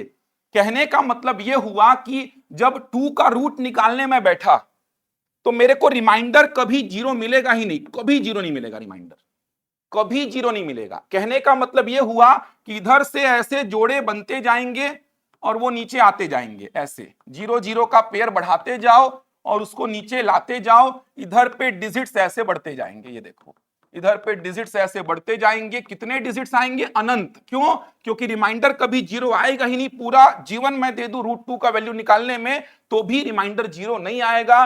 रिमाइंडर 0 नहीं आने का मतलब इधर पे 0 0 का पेयर बना बना के नीचे गिराते जाओ, इधर पे डिजिट्स बढ़ते जाएंगे। कितने डिजिट्स आएंगे डेसिमल के बाद? इनफाइनाइट। तो ऐसा नेचर अगर √2 दर्शा रहा है तो ऑब्वियस ही बात है इसका P/Q पॉसिबल नहीं होगा। समझ आ रहा है? तो ये डिवीजन मेथड क्या होता है छोड़ो, मैं बस आपको ये बताना चाहता था कि √2 का जो वैल्यू है वो कभी कंप्लीट नहीं होगा। समझ आ रहा है? कभी कंप्लीट नहीं होगा। रिमाइंडर कभी 0 आएगा ही नहीं, मतलब अपना बचा हुआ जीवन में √2 के वैल्यू को निकालने में खर्चा करूंगा तो भी रिमाइंडर कभी 0 नहीं आएगा। समझ आ रहा है? कभी 0 नहीं आएगा, कभी नहीं मतलब कभी नहीं आएगा। आप अगला 40-50 साल भी √2 का वैल्यू निकालने में दे दो तो भी √2 का वैल्यू पूरा नहीं होने वाला। रिमाइंडर 0 कभी नहीं आएगा। इधर पे 0 0 के पेयर नीचे आते जाएंगे, इधर पे वैल्यू में डेसिमल के बाद डिजिट्स बढ़ते जाएंगे। देख पा रहे हैं अलग अलग डिजिट्स आ रहे हैं, अलग अलग डिजिट्स आ रहे हैं, कभी खत्म ही नहीं होंगे। तो कैसे समेटू P/Q में? पॉसिबल ही नहीं है। और आगे के अंक मेरे को पता ही नहीं है, वो कैलकुलेशन से मिलेंगे। तो ऐसा नेचर जो दर्शाएगा उसका P/Q पॉसिबल नहीं होगा, और जिसका P/Q पॉसिबल नहीं होगा उसी को अपन ने क्या बोला? अपरिमेय। समझ आ रहा है? सेम ऐसा ही नेचर कौन दर्शाएगा? √3। सेम ऐसा ही नेचर कौन दर्शाएगा? √18, √10, √5, √7, √6, ये जितने भी नंबर्स लिखा था, √48, √50, √52, ये सारे नंबर्स, ये जो लिखा था ना मैं कि रूट के अंदर ये 10 नंबर्स आप अलग कर लो, ये देखो ये जो लिखा था मैं कि रूट के अंदर ये 10 नंबर्स आप अलग कर लो, ये देखिए 100 तक के नंबर्स में रूट के अंदर ये 10 नंबर्स आप अलग कर लीजिए। इनको छोड़ करके रूट के अंदर आप कोई भी नंबर लिखो, ये हूबहू वैसा ही नेचर दर्शाएंगे जैसा √2 दर्शा रहा है। समझ आ रहा है? जैसा √2 दर्शा रहा है, रिमाइंडर 0 नहीं मिल रहा है, वैसा ही नेचर दर्शाएंगे ये लोग। इसी वजह से इनका P/Q पॉसिबल नहीं है। पाई की कहानी अभी छोड़ दो, पाई की कहानी बताऊंगा, पाई पे दिमाग मत लगाने बैठना। अभी रूट वाले नंबर्स की बात कर रहा हूं मैं अभी। समझ आया? अब आपसे कोई पूछे कि अपरिमेय क्या है तो आप बोल पाएंगे कि जिसको P/Q में मैं नहीं लिख पाऊंगा। कोई आपसे पूछे कि अपरिमेय संख्या क्या है तो आप एक्सप्लेनेशन क्या देंगे? जिसको मैं P/Q में नहीं लिख पाऊंगा वो क्या है? अपरिमेय। सामने वाला बोलेगा किसको नहीं लिख पाओगे तो आप बोलेंगे जो सामान्यतः वर्गमूल में नंबर होंगे उसको नहीं लिख पाऊंगा, जैसे √2, √3, √5, √6, ऐसा उदाहरण दोगे। अब उसका प्रश्न होगा क्यों नहीं लिख पाओगे इनको P/Q में? तो आपका उत्तर क्या होगा कि √2 का वैल्यू जब मैं निकाला तो ऐसा पाया कि इसका वैल्यू दशमलव के बाद अनंत अंक दे रहा है और अलग अलग अंक दे रहा है। इसी नेचर की वजह से इसका P/Q पॉसिबल नहीं है, इसीलिए इसको कहां रखा गया? अपरिमेय में। सेम ऐसा ही नेचर √3, √5, √6, √7, ये सारे नंबर सेम ऐसा ही नेचर दर्शाएंगे। इसी वजह से इन सबको क्या बोला गया है? अपरिमेय। समझ पा रहे हैं बात को? क्लियर हुआ? यहां तक देखो, पाई का कहानी बता रहा हूं अब मैं, बन जाएगा?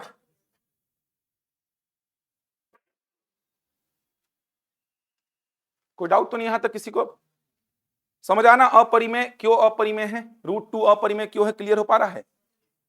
नॉन रिपीटिंग बोलते हैं इसको, non repeating non terminating, non repeating समझ आ रहा है, बिना रिपीटेशन के क्या है, अशांत है। अलग अलग अंक आ रहे हैं, अलग अलग अंक, कितने अंक हैं, अनंत अंक हैं, अनंत, अंत ही नहीं है, तो अनंत अंक हैं और अलग अलग अंक हैं। इसी नेचर को दर्शाने की वजह से इसको क्या बोल दिया गया, अपरिमेय, क्योंकि इस नेचर की वजह से इसका P/Q पॉसिबल नहीं है। क्लियर हो गया यहां तक। पाई को अभी होल्ड पे रखना, पाई के बारे में बताऊंगा आपको मैं।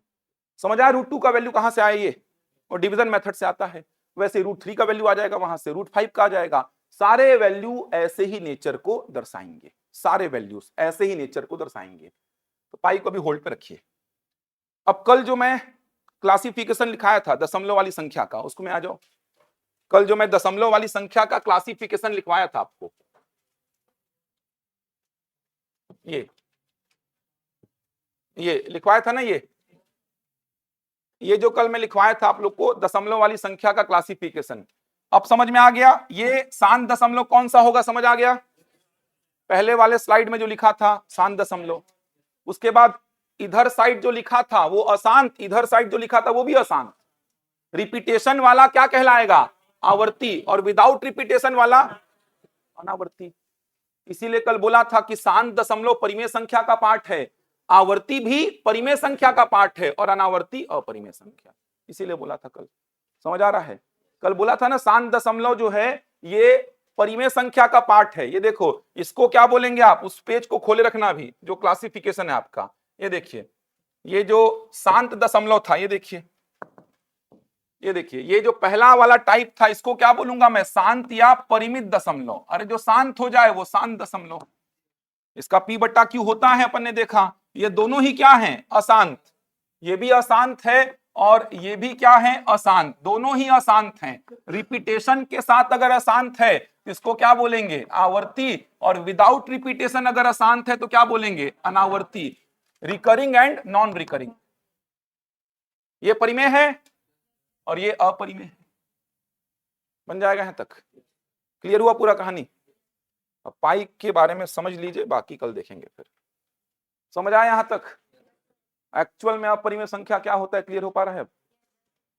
अब पाई के बारे में थोड़ा समझिए, बाकी ज्यामिति क्षेत्रमिति में बात करूंगा, अभी बहुत ज्यादा पाई के बारे में चर्चा नहीं करूंगा। देखिए पाई का जो एग्जैक्ट वैल्यू है ना वो लिख रहा हूं मैं, 3.14159, ऐसे अलग अलग अंक आएंगे, ध्यान से समझना। पाई का एग्जैक्ट वैल्यू ये है। अब कहां से आया अभी छोड़ दो, कहां से आया उसके लिए मेरे को सरकमफ्रेंस क्या होता है वो बताना पड़ेगा, वृत्त का परिधि। व्यास क्या होता है, डायमीटर, वो बताना पड़ेगा। तो वृत्त में जाना पड़ेगा मेरे को, पहले आपको बताना पड़ेगा सरकमफ्रेंस क्या होता है, परिधि, डायमीटर मतलब व्यास क्या होता है। तो मैं वो सब नहीं जा रहा हूं, अभी ज्यामिति क्षेत्रमिति का पार्ट है। मैं सीधे बता रहा हूं पाई का एग्जैक्ट वैल्यू ये होता है। एग्जैक्ट वैल्यू यही है, आप गूगल में सर्च करना, कहीं भी सर्च करना, आपको पाई का एग्जैक्ट वैल्यू ऐसा दिखेगा। दशमलव के बाद अनंत अंक हैं, देख पा रहे हैं, दशमलव के बाद अनंत अंक हैं, अनंत अंक हैं और अलग अलग अंक हैं, अलग अलग अंक हैं, अलग अलग अंक मतलब कि विदाउट रिपीटेशन क्या है, ये अशांत, बिना रिपीटेशन के अशांत है, बिना रिपीटेशन के अशांत, non repeating non terminating nature show कर रहा है। ये एग्जैक्ट वैल्यू है, कहां से आया छोड़ दो उसको। √2 का वैल्यू कहां से आया वो समझा दिया आपको, ओवरव्यू एक। पाई का वैल्यू कहां से आया छोड़ दो, लेकिन ये होता है, ये विश्वास रखो कि पाई का वैल्यू ऐसा होता है, दशमलव के बाद अनंत अंक, अलग अलग अंक, बिना रिपीटेशन के क्या है, अशांत। इसी नेचर की वजह से तो इसका P/Q अपन नहीं लिख पाते, इसीलिए पाई को अपन क्या बोले थे, अपरिमेय। ठीक, अब 22/7 जो है इसका वैल्यू होता है ऐसा, 3.142857, 142857, 142857, 142857 ऐसा होता है। 22/7 तो आप खुद से करके देख सकते हो यार, 7 से 22 को भाग दे सकते हो ना, मिल जाएगा। देखना रिपीटेशन पकड़ लेता है, 142857 का रिपीटेशन पकड़ लेता है ये। इसी को अपन बार के फॉर्म में भी लिख सकते हैं, 3.142857 इस पे बार। तो आपको दिख ही रहा है कि पाई का वैल्यू अलग है और 22/7 अलग है, वो दिख ही रहा है आपको। अब ये पाई का एग्जैक्ट वैल्यू यही होता है, विश्वास रखो भाई, पढ़ाऊंगा ज्यामिति क्षेत्रमिति में कहां से आया, अभी के लिए विश्वास रखो कि पाई का एग्जैक्ट वैल्यू ये होता है और 22/7 का एग्जैक्ट वैल्यू ये होता है। दोनों में फर्क आपको दिख ही रहा है, दशमलव के बाद अनंत अंक हैं, अलग अलग अंक हैं, मतलब नॉन रिपीटिंग नॉन टर्मिनेटिंग है, जबकि यहां पर क्या हो गया, रिपीटेशन हो गया। तो बार के फॉर्म में भी इसको लिख सकता हूं। तो 22/7 क्या है, परिमेय संख्या, रैशनल। अरे क्यों परिमेय है, P/Q में है, तो ऑब्वियस सी बात है क्या होगा, रैशनल होगा। ऑब्वियस सी बात है ना, P/Q में है मतलब क्या होगा, रैशनल। दिख रहा है P/Q, जहां P और Q क्या है, पूर्णांक, और Q 0 नहीं है, दिख ही रहा है, ये तो परिमेय है। और इधर से देखोगे तो भी तो दिख रहा है परिमेय। अरे बोला था ना भी, रिपीटेशन वाला नंबर क्या होता है, परिमेय, क्योंकि उसका P/Q होता है। देखो ना, इसका P/Q है, तो इधर से देखो तो भी परिमेय, इधर से देखो तो भी समझ आ रहा है परिमेय है। तो कोई पूछे आपसे पाई क्या है तो बोलना अपरिमेय, 22/7 क्या है तो बोलना परिमेय। कोई पूछे आपसे पाई क्या है तो बोलना इररेशनल, 22/7 क्या है, रैशनल। बोलेगा क्यों, तो आप कारण क्या बताना, पाई का एग्जैक्ट वैल्यू होता है 3.14159, अलग अलग डिजिट्स आते हैं। कितने डिजिट्स आएंगे, इनफाइनाइट। तो नॉन रिपीटिंग नॉन टर्मिनेटिंग, बिना रिपीटेशन के अशांत नेचर दर्शाने की वजह से इसका P/Q पॉसिबल नहीं है, इसीलिए इसको क्या बोले हैं अपन, अपरिमेय। फिर वो बोलेगा 22/7 परिमेय क्यों है, तो आप बोलेंगे P/Q है, समझ आ रहा है, जहां P और Q पूर्णांक है, Q 0 नहीं है, इसीलिए 22/7 क्या है, परिमेय। फिर वो बोलेगा कि फिर बचपन से पाई का वैल्यू 22/7 का है, पढ़ते आ रहे हो। ये भी तो एक डाउट बच गया कि अगर पाई अलग है, 22/7 अलग है, तो बचपन से फिर पाई का वैल्यू 22/7 क्यों पढ़ते आ रहे हो आप। तो उसका एक सिंपल सा कारण यहां से ये समझ में आता है कि पाई के अप्रोक्सीमेट वैल्यू को 22/7 बोला गया है, क्योंकि दशमलव के बाद बहुत सारे अंक हैं। तो गणित का एक सिंपल सा नियम बोलता है कि दशमलव के बाद 2 अंक उठा लीजिए आप कैलकुलेशन के पॉइंट ऑफ व्यू से। तो दशमलव के बाद जब 2 अंक उठाया गया कैलकुलेशन के पॉइंट ऑफ व्यू से, दशमलव के बाद जब 2 अंक उठाया गया, तो पाई में दशमलव के बाद 2 अंक 1 और 4 है, 22/7 में भी दशमलव के बाद 2 अंक क्या है, 1 और 4। अरे समझ पा रहे हो, दशमलव के बाद 2 अंक यहां पर 1 और 4 हैं, दशमलव के बाद 2 अंक यहां पर 1 और 4 हैं। तो कैलकुलेशन के पॉइंट ऑफ व्यू से, केवल और केवल कैलकुलेशन के पॉइंट ऑफ व्यू से पाई का लगभग मान कितना लिया जाता है, 22/7 या फिर 3.14, केवल और केवल कैलकुलेशन के पॉइंट ऑफ व्यू से। क्योंकि पाई के वैल्यू में दशमलव के बाद 2 अंक 1 4 हैं, और 22/7 में भी दशमलव के बाद 2 अंक क्या है, 1 4। तो केवल कैलकुलेशन के पॉइंट ऑफ व्यू से पाई का अप्रोक्सीमेट वैल्यू कितना लेते हैं, 22/7 या 3.14। एग्जैक्ट वैल्यू पाई का अलग है, 22/7 का अलग है। समझ पा रहे हैं बात को।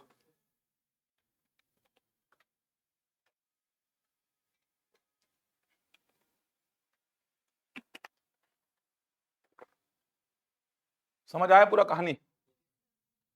इसी एग्जैक्ट वैल्यू के बेसिस पे, पाई की एग्जैक्ट वैल्यू के बेसिस पे पाई डे करके एक दिवस मनाया जाता है। पाई डे सुने हैं क्या, पाई डे। फरवरी नहीं चल रहा है, फरवरी चल रहा है क्या, फरवरी के स्टार्टिंग के दिनों का दिन नहीं है ये, पाई डे अलग है ना। पाई डे, पाई दिवस के बात को अगर मैं करूं तो पाई के उपलक्ष्य में ही पाई दिवस मनाया जाता है, पाई के नाम पर ही पाई दिवस मनाते हैं। तो पाई की जो एग्जैक्ट वैल्यू है ना, उसी के बेसिस पे पाई डे का डेट निर्धारित किया गया, 3.14 से 14 तारीख और 3 से मार्च, 14 मार्च। समझ पा रहे हैं बात को। अब एक और बात ये भी आई कि 14 मार्च तो यहां पर भी बन जा रहा है, 14 मार्च तो यहां पर भी बन जा रहा है। तो फिर डिफरेंस क्या होगा पाई और 22/7 में, डिफरेंस कुछ ना कुछ तो पैदा करना पड़ेगा ना, वरना फिर तो लोग सोचेंगे पाई का वैल्यू ही क्या है, 22/7 है। तो 14 मार्च तो यहां पर भी बन जा रहा है। तो एक और लाइन जोड़ी गई इसमें, 1:59, ऐसा 1:59 कहां से जोड़े, 159 से। अब अलग हो गया पाई और 22/7। समझ आ रहा है, ये कहानी है। 159 से 1:59 को जोड़ दिए उसने, ताकि पाई अलग हो जाए और 22/7 अलग हो जाए। समझ पा रहे हैं। तो पाई आपसे कोई पूछे क्या है तो बोलना अपरिमेय है।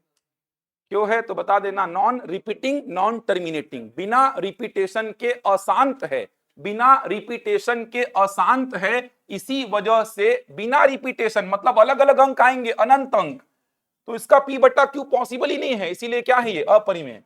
सामने वाला बोलेगा 22/7 क्या है, तो 22/7 सीधे बोलना क्या है, परिमेय है। क्यों है, p बटा q है, जहां p और q क्या है, पूर्णांक, और नीचे 0 नहीं है।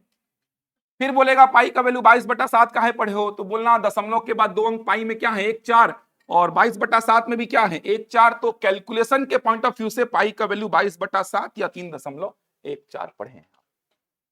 ये पूरी कहानी है अपरिमेय संख्या को लेके। डाउट बस यहां पर ये है कि ये आया कहां से, इसको ज्यामिति क्षेत्रमिति में कवर करूंगा मैं।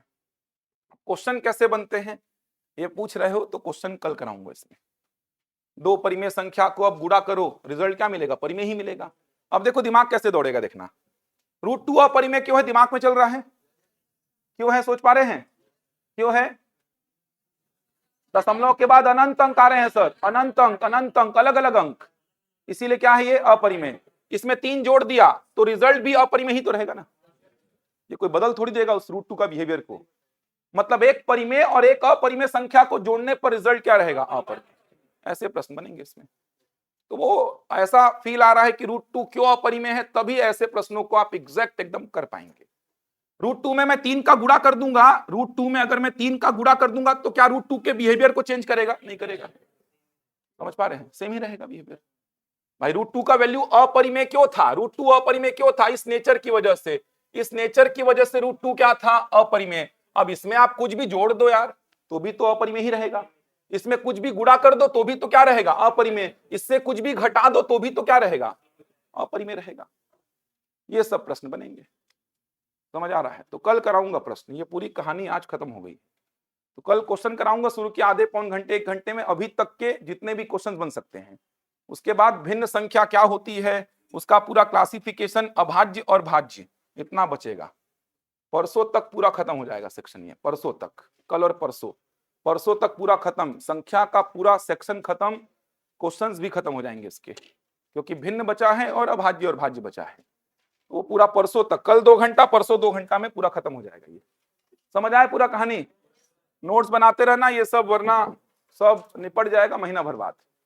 अभी तो यस सर चल रहा है, नोट्स नहीं रहेगा तो बुक में मिलेगा नहीं ये सब। छत्तीसगढ़ में ऐसा कोई पढ़ाएगा भी नहीं, इसमें यस सर बोल सकते हो भाई, ऐसा कहीं मिलेगा नहीं, बार बार बोल रहा हूं, इसीलिए नोट्स बनाते रहना। देखते हैं कल इसके आगे।